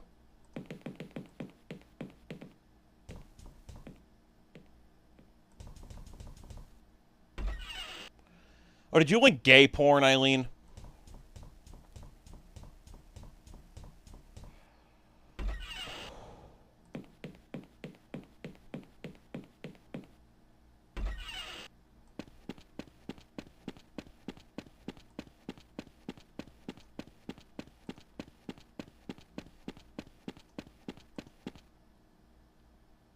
And yes, there she is, looking at the dead guy.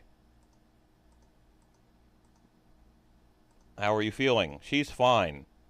Yeah, I don't have time to be shaken up about it. What are you doing? I'm investigating, like we should all be doing. I found his wallet. He had ID for almost every government agency. Any clues on who did it? I must have been a pretty big fellow, I think.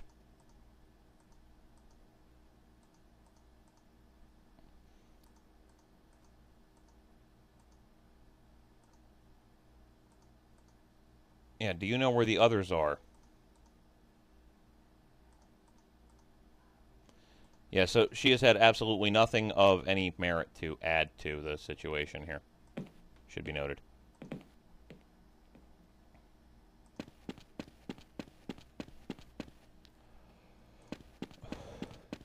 Well, maybe she's just gotten better at hiding that she's masturbating. Have we thought about that?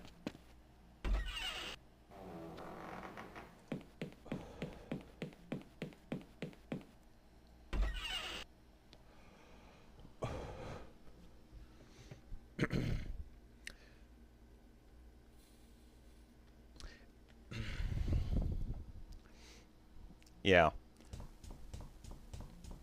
Which is great because, you know, she's standing over a dead body, so that just says a lot, and, like, none of what it says is any good.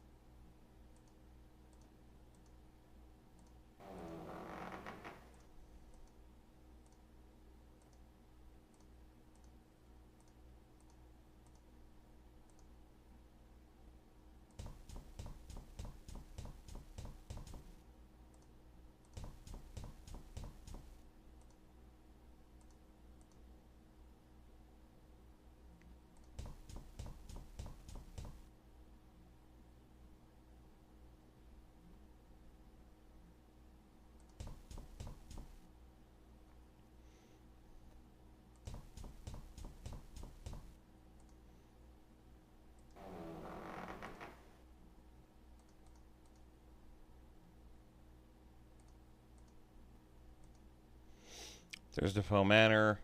There's something odd about the map. Like there's something missing. There's something here that doesn't belong. Something I don't recall seeing in the house. I don't pretend to have any idea of how architectural plans were supposed to look in the early 19th century. Probably safe to assume they looked a lot less ugly than this. Yeah, site of underground tomb. Great.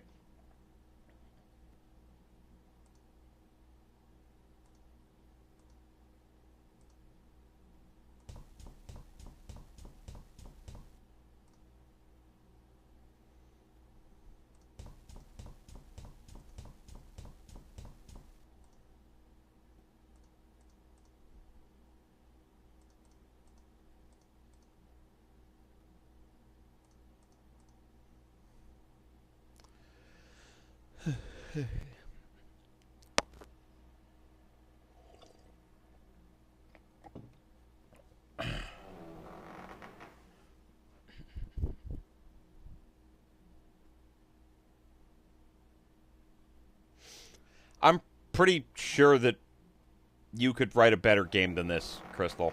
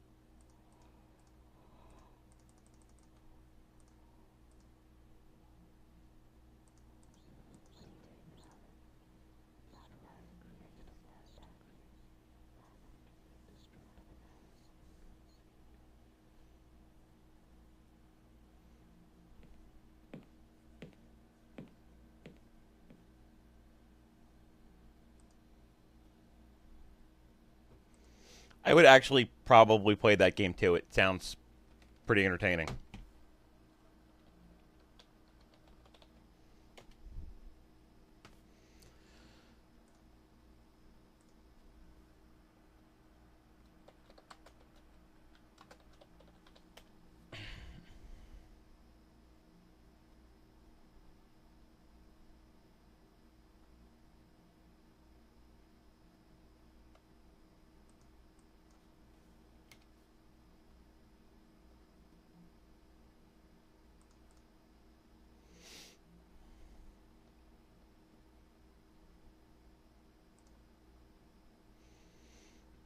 Yeah, now if we're wondering what we're doing here, the answer to the question is I don't actually remember what the fuck it was that this game wanted me to fucking do at this point, so I'm trying to figure that out.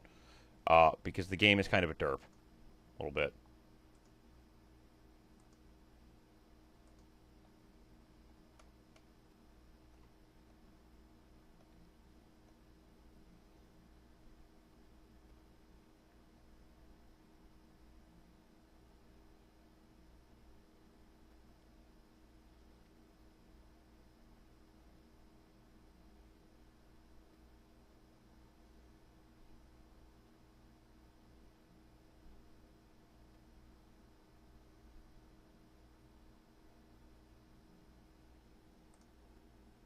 Now, I've looked through the inventory.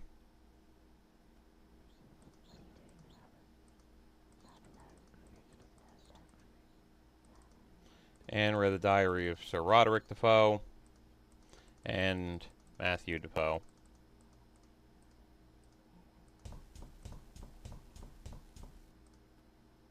Well, we still can't quite do whatever it is that we need to do here, which is kind of odd.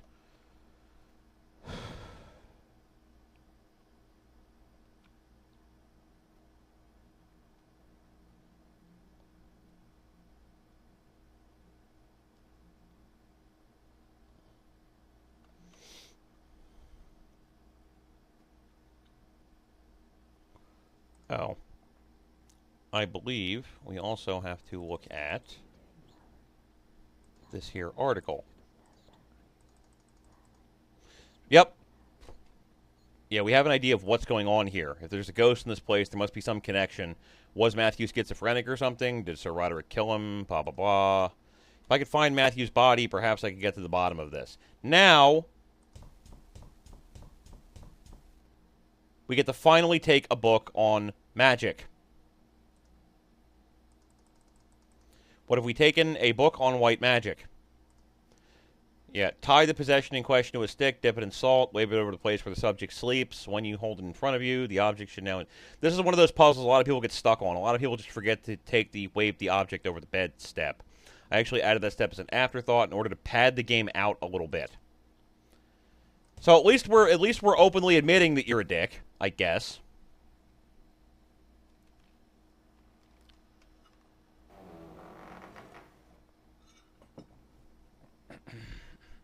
So here we go. No, it's actually much more ridiculous than that. Ready? Okay. So what we have to do is go to the inventory, use the cord on the stick to make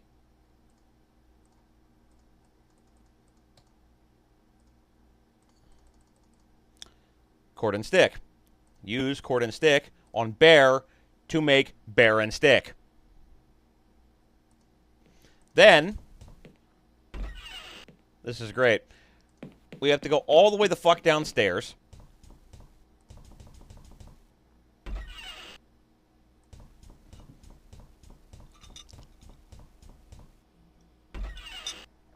Into the kitchen. We have to use bear on stick on the salt. So now we get salty bear and stick.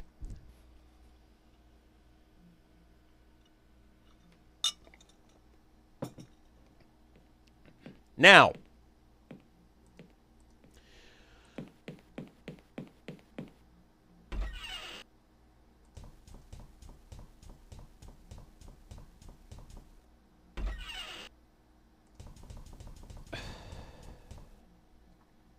yeah, that's definitely a little bit of an innuendo. Little tiny bit. Little bit. And then we have to use salty bear and stick on the bed. I guess that'll do.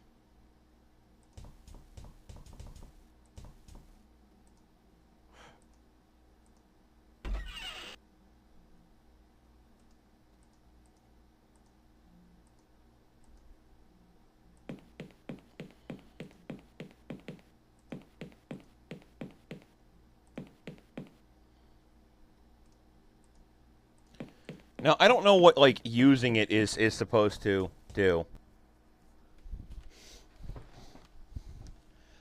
I'm sorry, Lola. Did you die? Don't die, Lola. I'm going to be very upset if you die.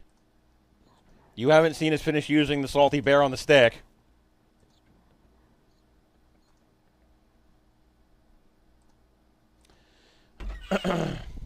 You know, I don't know what actually, like, what we're supposed to do. But, like, the next step is use salty bear on stick on the wall. That doesn't work. Seriously?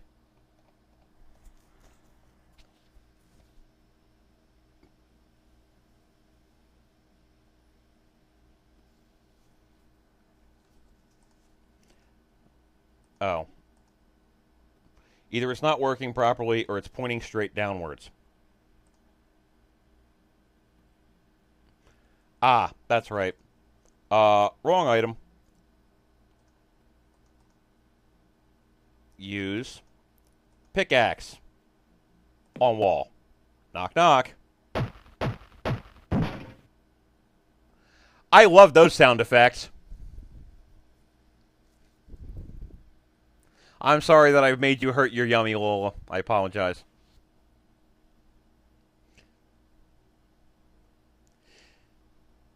Thank you, Crystal. You definitely could. I think that, like, you writing a game drunk would be the best thing ever, actually, and I would actually invest money into the Kickstarter for it. I'm just going to put that out in the world. So now we use Salty Bear and Stick to figure out that there was a hole in the wall. And now we're going to enter the hole.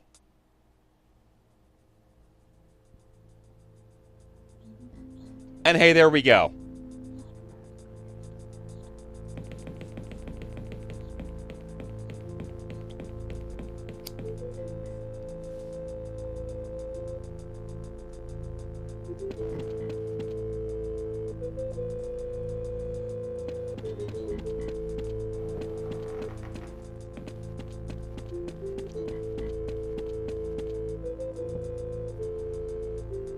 What the hell was this room used for?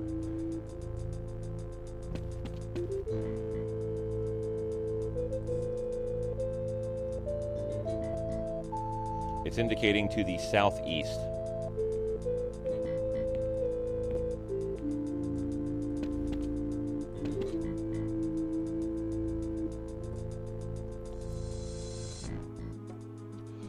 It's pointing straight down.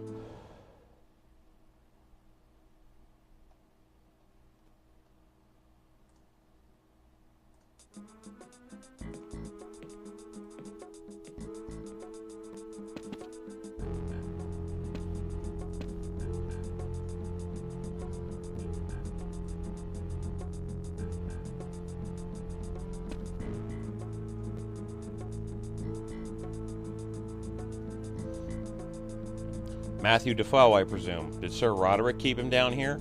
No, he can't have done. There would have been mention of it in one of the books. I don't think that's Matthew's hand. There's another corpse down here.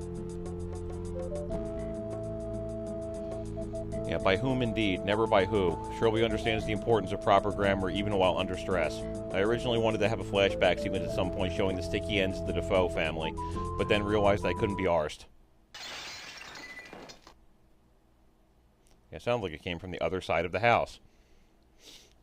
Yes, ladies and gentlemen, Trilby, gentleman thief, can't hear a pool draining 20 feet away. Can hear glass breaking on the other end of the fucking house while he's in the basement.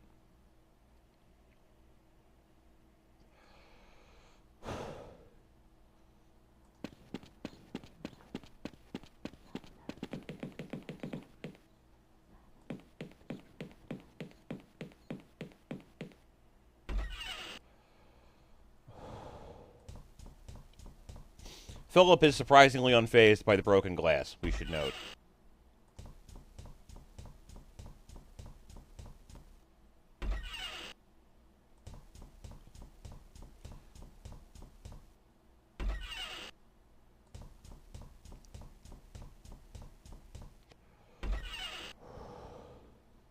And this fucking idol broke.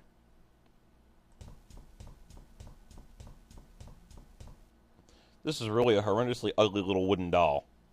I have been told I should have made more of the wooden idol element from the story, it being blah blah blah. Yeah. Hold on, what are these little stains? Day 4.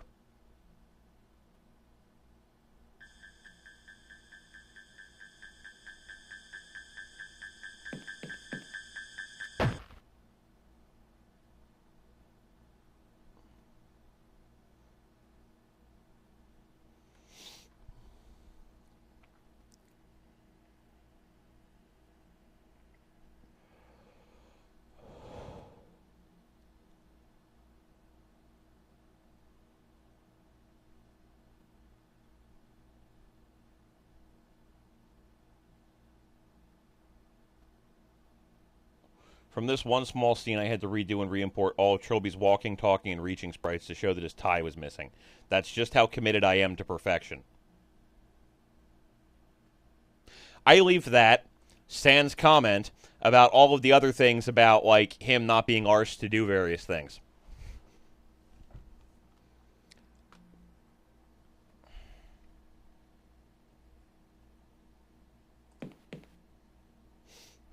Yeah, God knows where they found the key.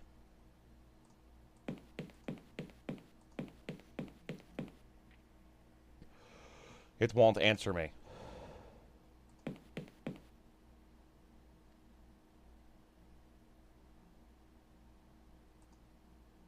Yes, Simone is keeping guard on me because I murdered Philip.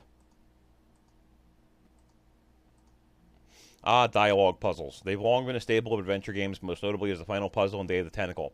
I like them because they provide an alternative to the usual use this on that puzzle some games sometimes saturate in. If they have a flaw, it's the lack of realism in that you can start the conversation anew and it goes on exactly the same as it did before. Yes, so basically this is a dialogue puzzle.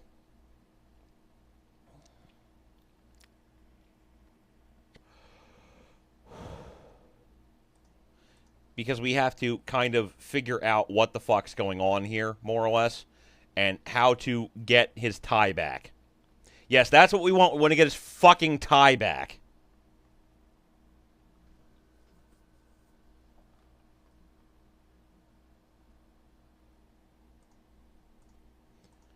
It was Jim's idea. He took it off you so you wouldn't hang yourself. Why wouldn't you want me to hang myself if I'm such a killer? Jim still seems to think you might be innocent. That boy really admired you, you know. Yes, from all of that time I spent taking him out in the backyard and having him help me cut down a tree, he's learned to admire me.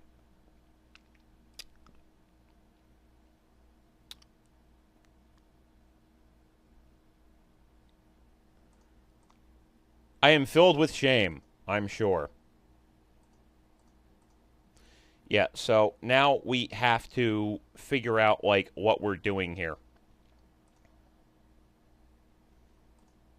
Yeah, why do you think I killed Philip? Oh, well, let me see. First, Jim and I are attacked by some huge guy in a welding mask and apron with a machete, but managed to get away. Then we come into the kitchen and find a huge guy in a welding mask and an apron unconscious next to Philip's corpse, and when we took the mask off, lo and behold, it's you. Yeah, look, you've got it all wrong. Well, let's hear your version.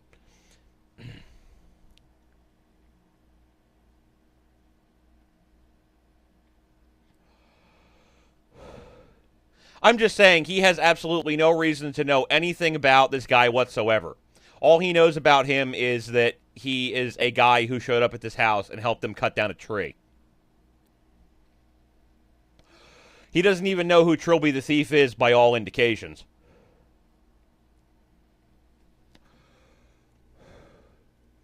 The only person who seems to know is Simone for whatever fucking reason. So, this is the part where we're doing the dialogue puzzle because we have to figure out what the correct answer was. The correct answer was, I was possessed by the ghost. Did you think of that all by yourself? It's the truth. Yeah, so now we once again have to come up with another argument, which is, you would think, you know, go and have a look in the basement or touch the idol would be the correct one, but no, it possessed me just like it did when I killed AJ is the correct one. Even though he didn't touch the idol at any point when AJ died. As our creator has established, Philip killed AJ. So, I don't know why this would be the correct choice, but there you go. And then it's just, oh, the ghost tells me things and does whatever, blah, blah, blah. Yeah, and then it's, you know, at this point we have to tell her that we're delirious with guilt. And it's, you know, let me have my tie back. Oh, to hell with it. Have it, you psycho. And she gives us the tie. How lovely.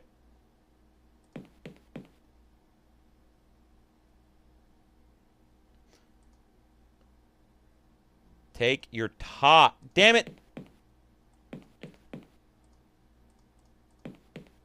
Tie, you fucking moron. Take the tie.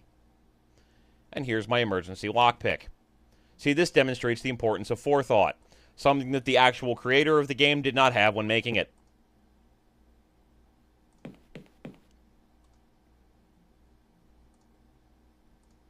Use lockpick on door. Door is now open. Hooray. Door is open. And Simone's left. Yeah, I've got to get her and Jim to believe me about the idol.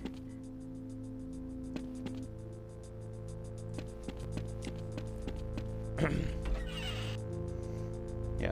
Which fanfic? The Golden Sun one that you're working on?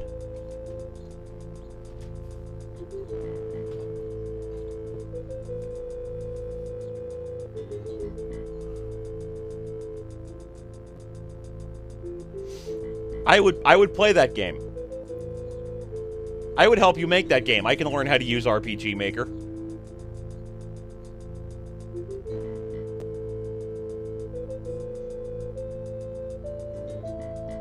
Well, I don't know. You might be talking about some other fanfic that came up previously that I missed. There needs to be sex scenes in the RPG Maker game. Well, I can't draw, so we would need somebody to draw the sex scenes, I guess.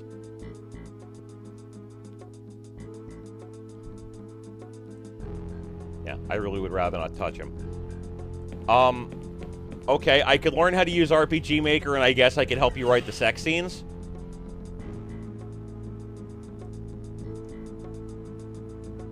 If there needs to be sex scenes. It's a portrait of a skeleton in a bloodstained safari suit. The plaque reads Sir Roderick Defoe. Great.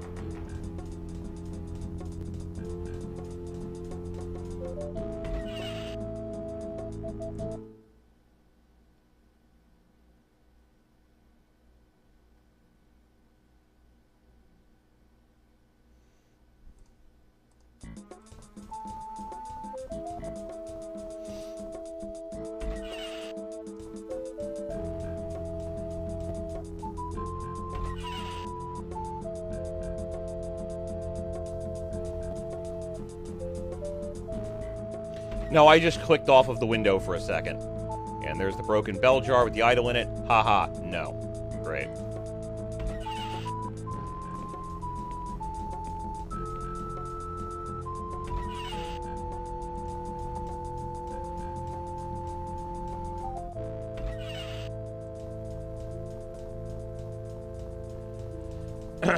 Yes, Roderick Defoe murdered some kind of wild jungle cat at some point previously.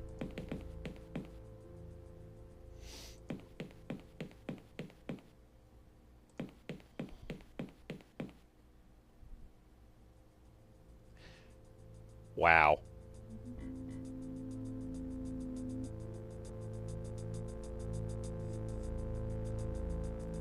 Yeah, so now I'm thinking that maybe we probably don't need sex scenes. You don't like which guy, Trilby?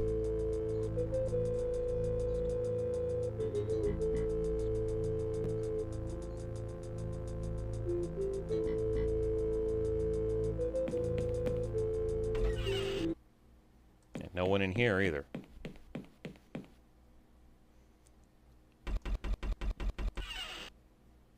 Yeah, I'm clicking off for a second there. Well, in the interest of fairness, Roderick Defoe is dead, so there's that.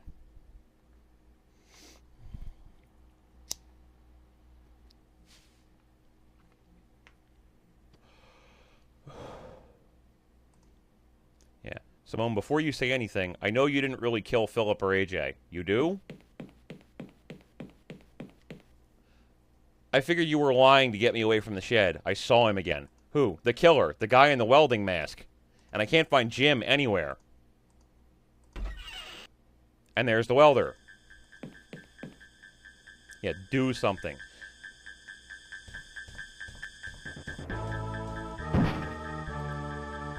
We pull on the carpet, and it's Jim. This scene is the reason why the welder's head behind the welding mask in the sprites is always shown in silhouette. For it could be anyone back there. Yes, and that was the entirety of that sequence.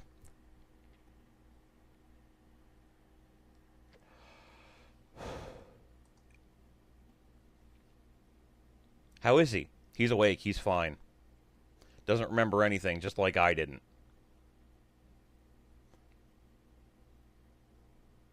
Yeah, by the way, giant fucking exposition dump. We're going to be skipping most of it.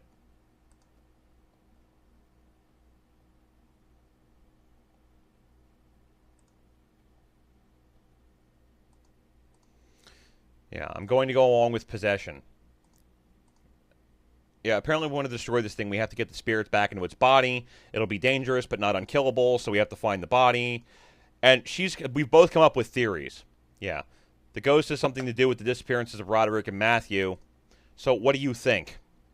Now, there's one correct choice and multiple incorrect ones. Regardless of which one I choose,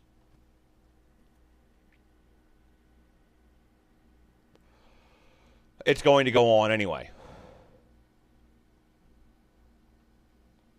So our choices right now are, I don't think Sir Roderick's wife died naturally. I think Sir Roderick had more than one son. Sir Roderick obviously killed Matthew and disappeared. Or actually, I'd rather hear your theory.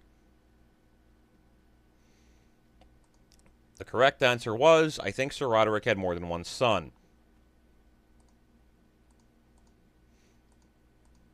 Yeah, he makes references to some monster and doesn't mean Matthew, and Matthew talks about a boy in the house in the basement. Yeah. Where do you think the other son came from? She's like, I want to hear what you think first.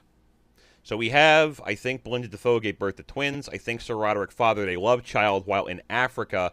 I think Sir Roderick had an affair before Belinda died, or I don't know. What do you think? Correct answer is, I think Belinda Defoe gave birth to twins. I found Belinda's death certificate. She died about 20 minutes after Matthew was already out. I think it was her second son that did her in. Sir Roderick was practically insane with grief, blamed the poor kid for her death, kept him locked in the basement. And now we're basically vindicating, yeah, the boy would have been retarded and insane. He probably couldn't tell the difference between one person and another. Let's just look at that real quick. Probably couldn't tell the difference between one person and another. Remember that, because we will be completely shitting all over that idea, like, over the course of the next 3 games.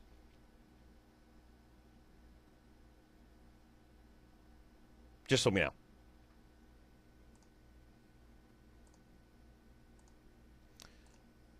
Anyone attempting to draw comparisons between the welder and Jason Voorhees at this point will get a slap in the nuts. Yeah, he thinks they're all Sir Roderick, come to torment him and no more. Yeah, anybody attempting to compare the character to Jason Voorhees will get a slap in the nuts at these lines of dialogue. But then will be vindicated in the next several games.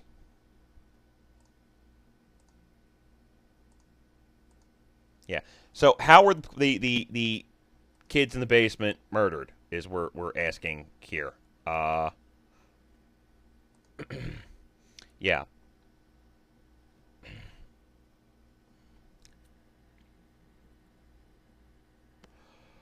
I don't know what the correct answer is. I would say Sir Roderick went mad and tried to kill him. Yeah, remember in Sir Roderick's diary in the last entry, he talks about destroying the monster. He must have gotten really drunk, and it being the anniversary of Belinda's death didn't help. He went down to the basement and tried to kill the kid, killed him half to death. Matthew finds him, tries to bandage him up, and the brother murders them both and then dies himself. And we're going to try to destroy his ghost. None of what happened to him is actually his own fault. Yeah, except for the part where he's got us stuck in this fucking place and is trying to murder all of us. I think that part kind of justifies the part where we're trying to, you know, maybe kill him. I understand where you're coming from, woman, but I don't want to die.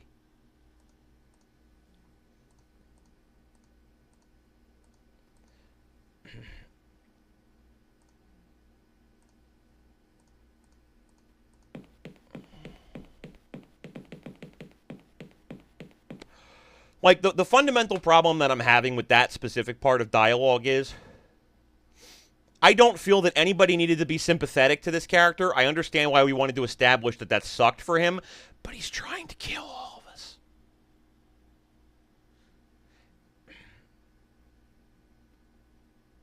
Like, just tell the story. Let the viewer think, oh, that really sucks. We don't need, like, an author surrogate character here to say, oh, that really sucks, and it's really a shame that we have to do this. Just show. Don't tell. Damn it. Anyway. So, now we have to go... Let's go talk to fucking Jim.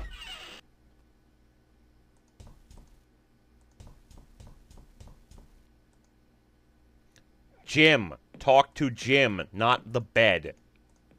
I still have the mask and the apron and the knife. Could you take them and throw them away? I really don't like having them around. Thank you. How are you feeling? My head hurts and I feel woozy. Apart from that, I'm fine. What happened? The big man with a mask tried to kill us. We were able to get away. Then we heard Mr. Hardy screaming. Miss Taylor told me to wait. She came back, told me it was you. Then I found the trophy room, found this wooden doll. Next thing I remember, I was in the bathroom and my head really hurt. Yeah, I don't like this place anymore. Great.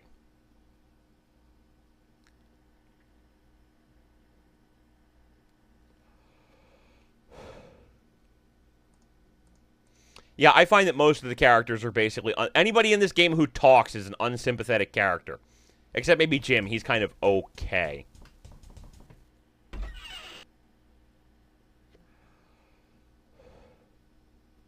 If I what? Well, get on top of the teenager who is underage?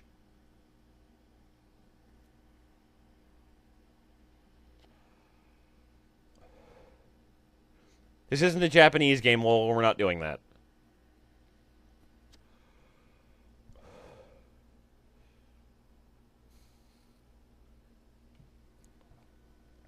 Okay. So we now have the welding mask, the apron, and the machete. We also have the bear back. I don't really know where the bear came from. And the book. We have the white magic book. I don't quite know why.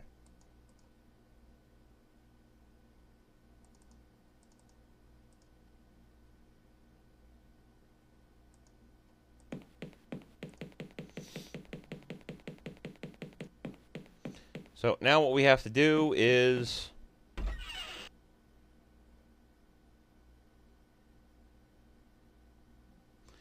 yeah, I would probably go with pickaxe to the head as the viable option. But in the interest of fairness, we are on day 5. This game is 5 Days a Stranger, so there's no more days left. So, yeah, let's go look at the magic books again. And now we found a book on black magic.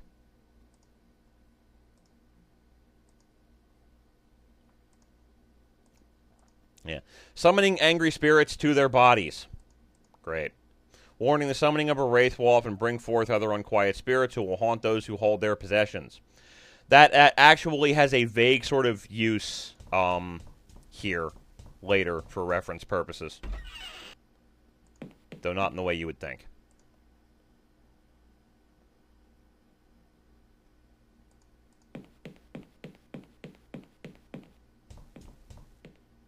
Yeah, just as a general observation, the portrait of Sir Roderick Defoe, now blank.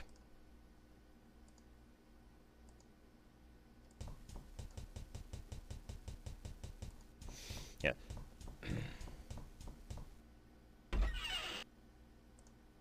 And Phil is still dead in the room.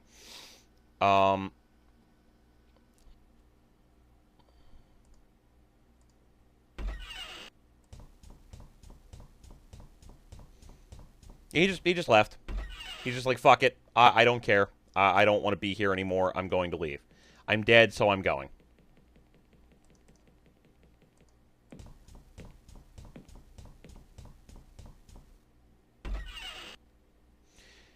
Now, we could talk to Simone, but to be honest, I don't want to talk to anybody else in this game. So we're going to pick up the scissors. Or we're going to attempt to pick up the scissors because they're like a pixel wide.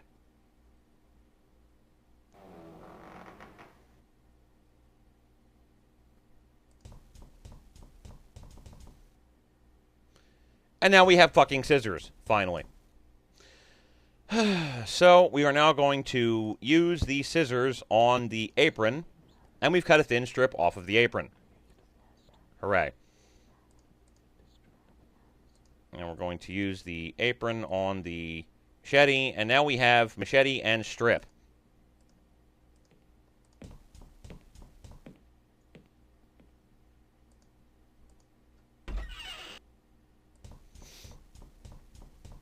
I'm not really sure what I think about that.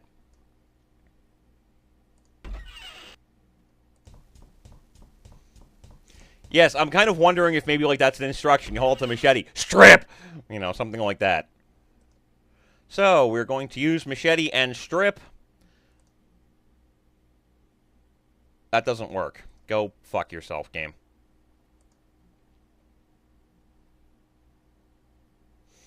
Oh, that's right. I forgot. We have to use this fucking bullshit on the mask.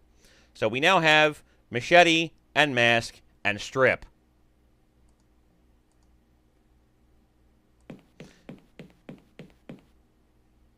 So we've now made a salty mask.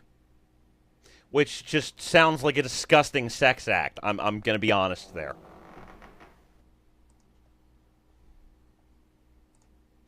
So we now have to do the exact same fucking puzzle again.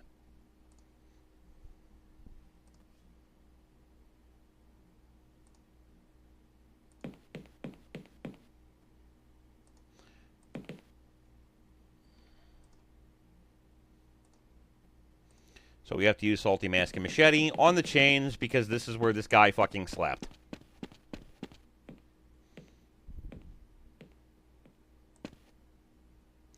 I guess this must be where he slept if he was chained to these all the time.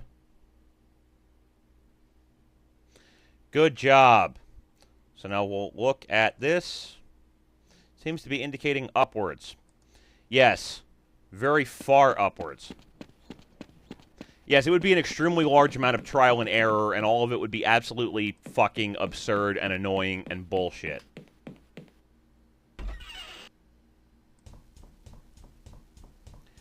Yeah, D asks, what did I miss? The answer to that question, nothing. I made a salty mask.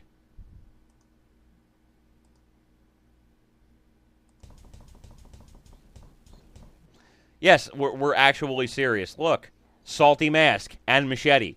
We've tied the salty mask to the machete, and we're using it as a item. Seems to be indicating to my right.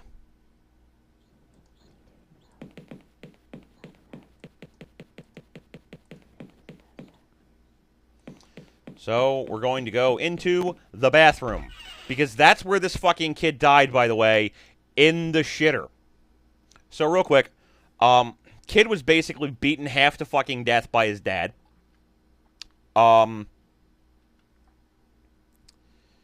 Gets bandaged up by his brother. Murders his brother, murders his dad, buries them both in the basement, crawls all the way the fuck upstairs, dies in the shitter.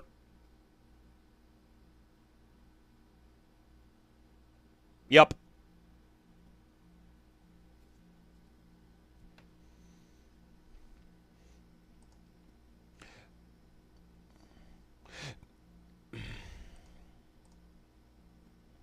It's indicating to the southwest.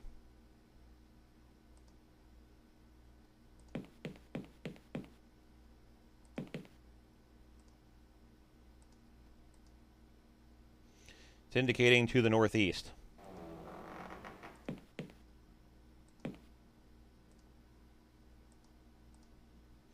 It's indicating to the south.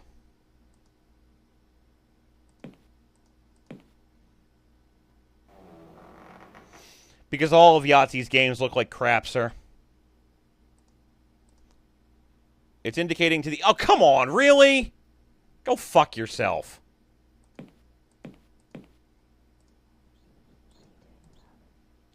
Down. Thank you. Oh, my God.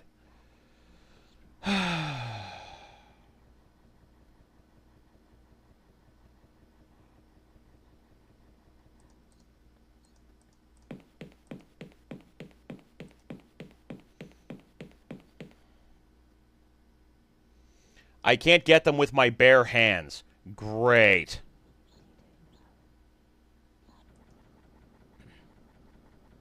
Well, I like point-and-click adventure games, just not this one.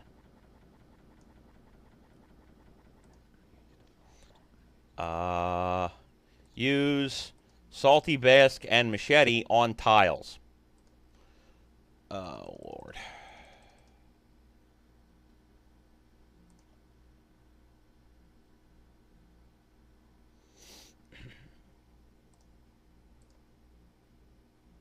Use scissors, maybe?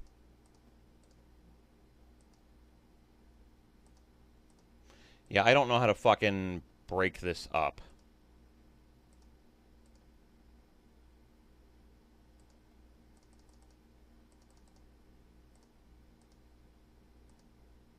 Okay, using them on the scissors, like, okay, fine. Use the machete by itself on the tiles. I can lever up the floor with the machete. Pay dirt. And these bones are pretty oddly shaped. I think this kid must have been born deformed.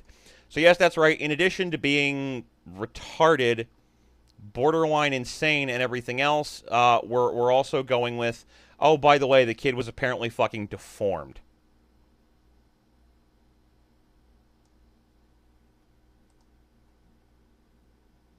I know. How the hell did the welder kill his family in the basement and drag himself up 2 flights of stairs before dropping dead? This is an example of choosing gameplay over story structure. It was simply the case that the bathroom is the furthest away from the kitchen, making the second hunt the corpse sequence more of a challenge. More of a challenge. That's the justification we're going for here. Not more of a fucking pain in the ass. I'm holding up a finger at my monitor. Can you guess which one? Anyway. Yeah. I'm not sure what to do with myself. I can think of a few things. Fuck yourself. Take the body. Yeah, you're coming with me. Trilby is characterized as being fiercely logical, so he's not at all squeamish. He also apparently has deep pockets. Well, considering he was carrying around a pickaxe and a saw previously, yes. Yes, I'd say that he probably is just... Maybe he just stores everything in his hat, like we said.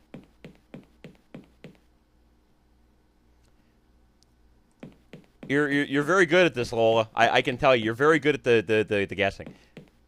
Yeah, he's like Batman. He just stores everything up his fucking colon. Okay. Alright, so... Now we need to go set shit up.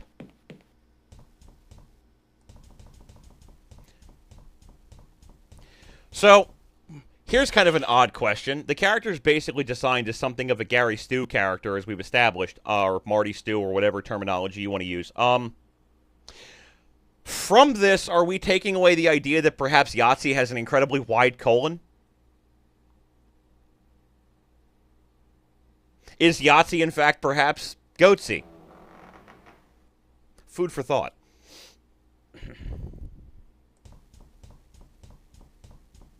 I mean, they both end in C if you think about it.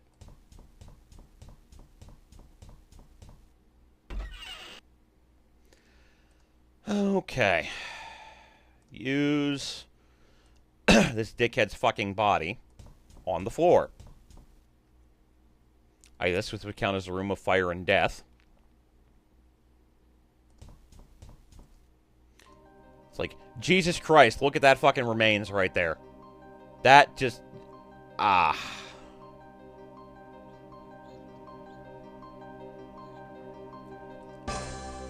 Use welding mask on the dead guy. And Yahtzee just used everything else. Or Trilby. Okay, now we could just summon the fucker, but we can't.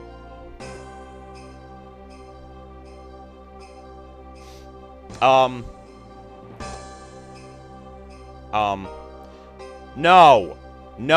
No. There will be no linking of Goatsy in the... No. No. I will permaban anyone who links Goatsy. I'm not even playing.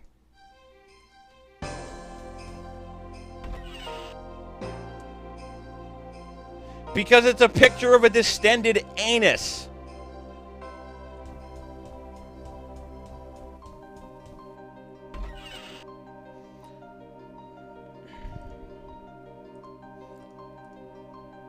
Yeah. Meet me in the trophy room. Do you have a plan? Well, of course he does. He's the main character. And she just walks clean through him.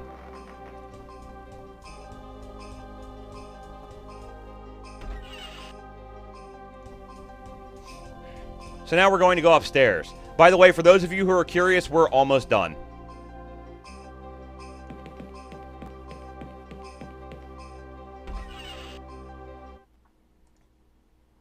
Hey, Jim. Go down to the trophy room. Why? I have a plan. Okay. It's just great that everybody's just like, you have a plan? Sure, why not? You're the fucking author surrogate, so we'll just go along with whatever stupid idea you came up with.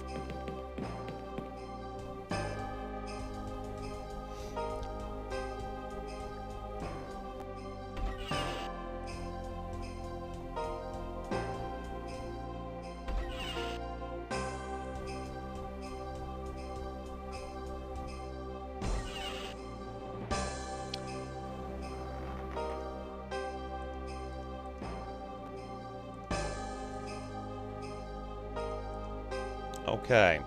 So now, use the bear on Jim.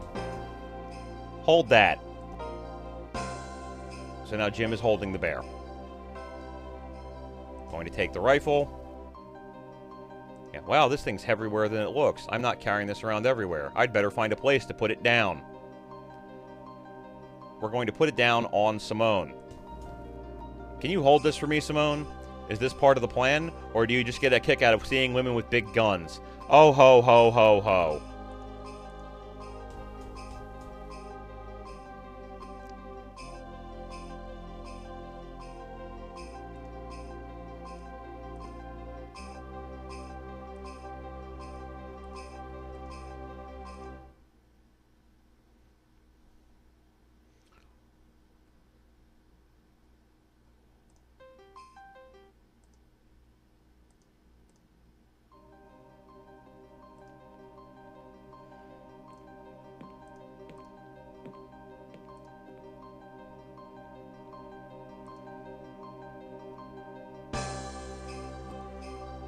Ah, use it on myself.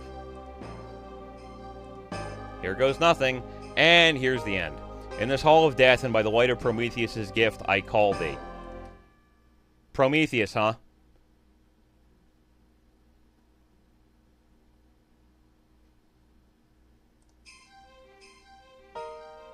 I bring thee gifts that may tempt thee back. I bring thee thy helm that thy would be masked. I bring thee thy armor that thy would be clothed. I bring thee thy sword that would be armed. Yeah, because that's just, like, that just comes entirely too convenient. Yes, come, ew. I probably should have made Trilby draw a magic circle or something. As it stands, the resurrection ritual will seem so easy that it makes me wonder why zombies aren't being risen left and right.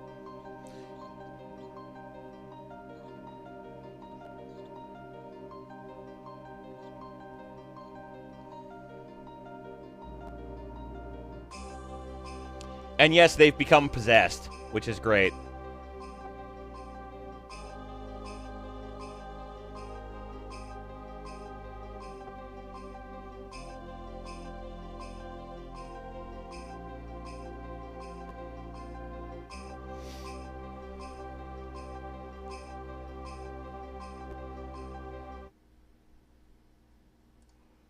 What in specific is sad?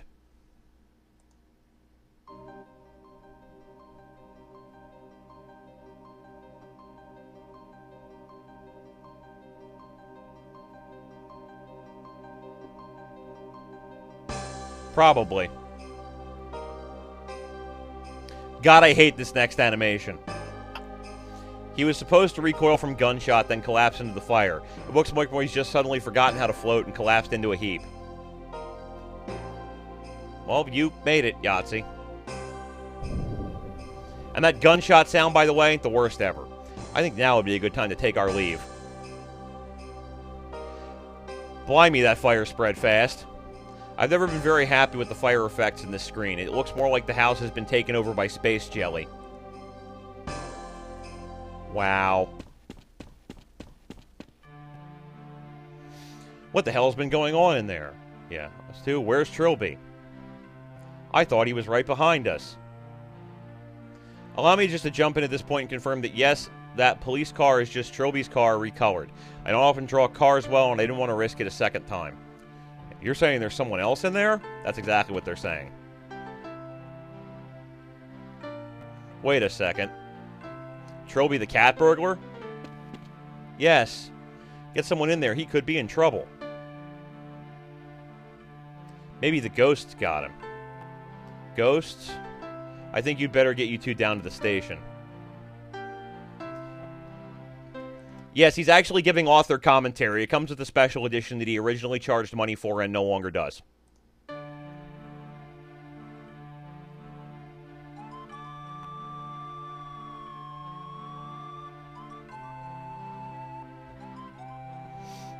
Death, of course, comes to us all. It came to Sir Roderick Defoe and his youngest son in the shape of each other. Was destroying the ghost the right thing to do? Yes. It was acting like any other dumb animal. Oh well. I guess he and his family will have plenty of time to discuss it wherever they are. As for me, well, I have no complaints. Really, being trapped in a house for 5 days with no food, you don't want to complain about that at all? And yes, as Helen has pointed out, note the lack of a fucking ravine. I lived the life many would consider out of the ordinary. And I only have one regret. Leaving Simone and Jim to explain it all to the police. That was hardly a gentlemanly conduct for a gentleman thief. But I'm sure they'd understand that rushing out into a field full of police officers wouldn't have been a good idea.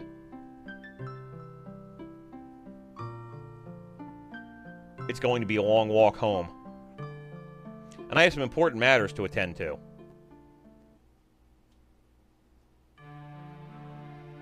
I have to track down my fence, for one thing. And then I have to punch him very hard in the face. A player asked me if Trilby was dead or alive in this sequence because they weren't sure. Well, although I deliberately wanted you to think that he was dead at first, I made one of my trademark defiance of expectations. Yes, the Tropster lives on. I apologize if the confusion caused undue stress.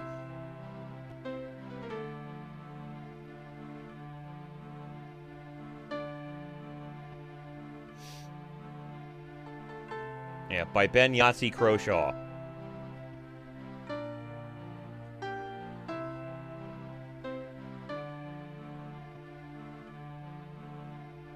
I hate having to come up with a credit sequence when I'm the only person who worked on the game.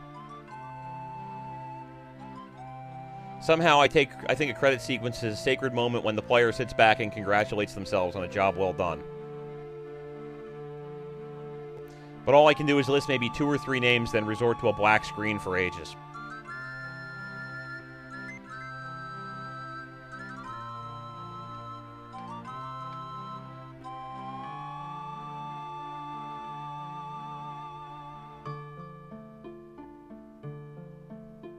Thanks for playing the special edition of 5 Days a Stranger. Yep. If you'd like to see SEs of more of my games, just recommend to all your friends that they give me lots of money. Uh-huh.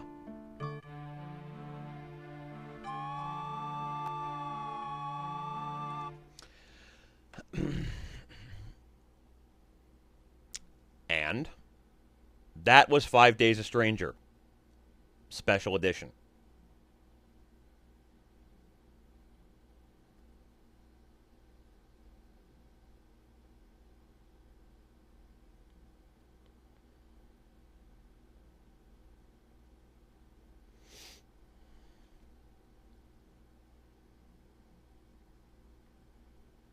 Oh, I'm absolutely certain, Helen. Which it just says a lot about the creator as well, which is pretty good, pretty exciting.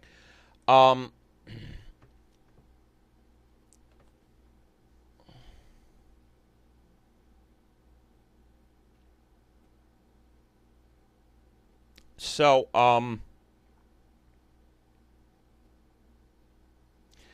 now, in the interest of fairness, Yahtzee does, in point of fact, point out at this point that all of his games suck, and he's aware that all of his games suck.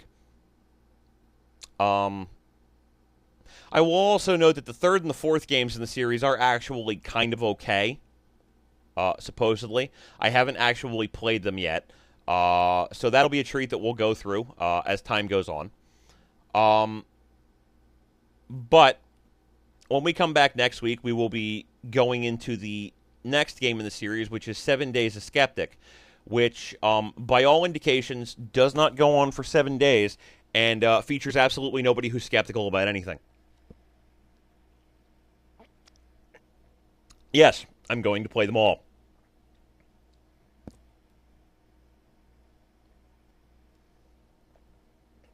Oh, there won't be any Salty Bear, Helen. 7 Days a Skeptic is in space.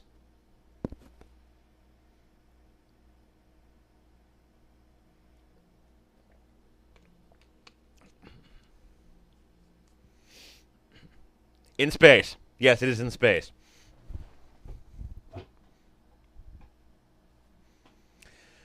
No, there's actually no salt at all, surprisingly enough. I mean, I guess there's a salt. Actually, that line, "want to go to space," is in this game. Some, like, 10 years before Portal used it. And it's a million times cornier in this game. Yes. Yes. I'm not kidding. I'm not joking. Yeah, I got nothing. I got nothing. Um, yeah, yeah. I'm not kidding. I'm not joking. Nothing. No.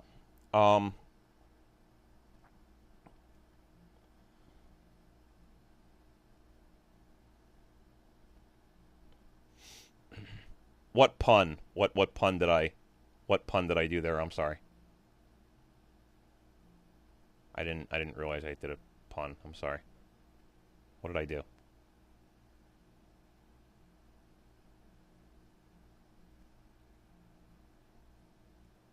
Oh. Oh yes, yes. Well, in the interest of fairness, yes, it was a bad pun. I do admit that. But all of my puns are generally bad, so this is something that we've come to accept. I hope. Um, but yeah, yeah, because Mark just wants to have pun. Great. Um, so anyway, thank you, for watching me play 5 Days a Stranger, and hopefully we all learned something. Uh, aside from the fact that this game was not very good. Um, so next week, we will be playing 7 Days of Skeptic.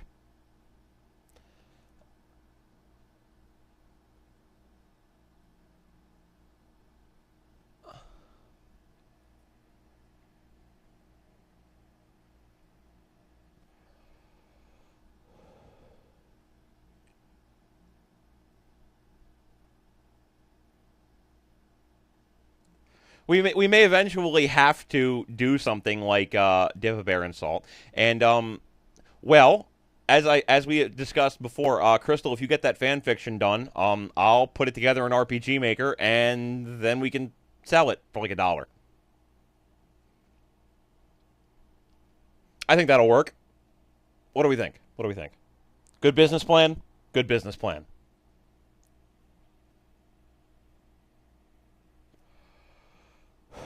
But I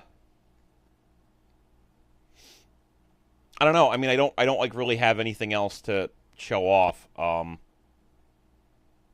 We're I guess kind of done a little early, so you know, thank you all very much for coming, and I'm glad that you enjoyed it. And I will see you next week. Take care.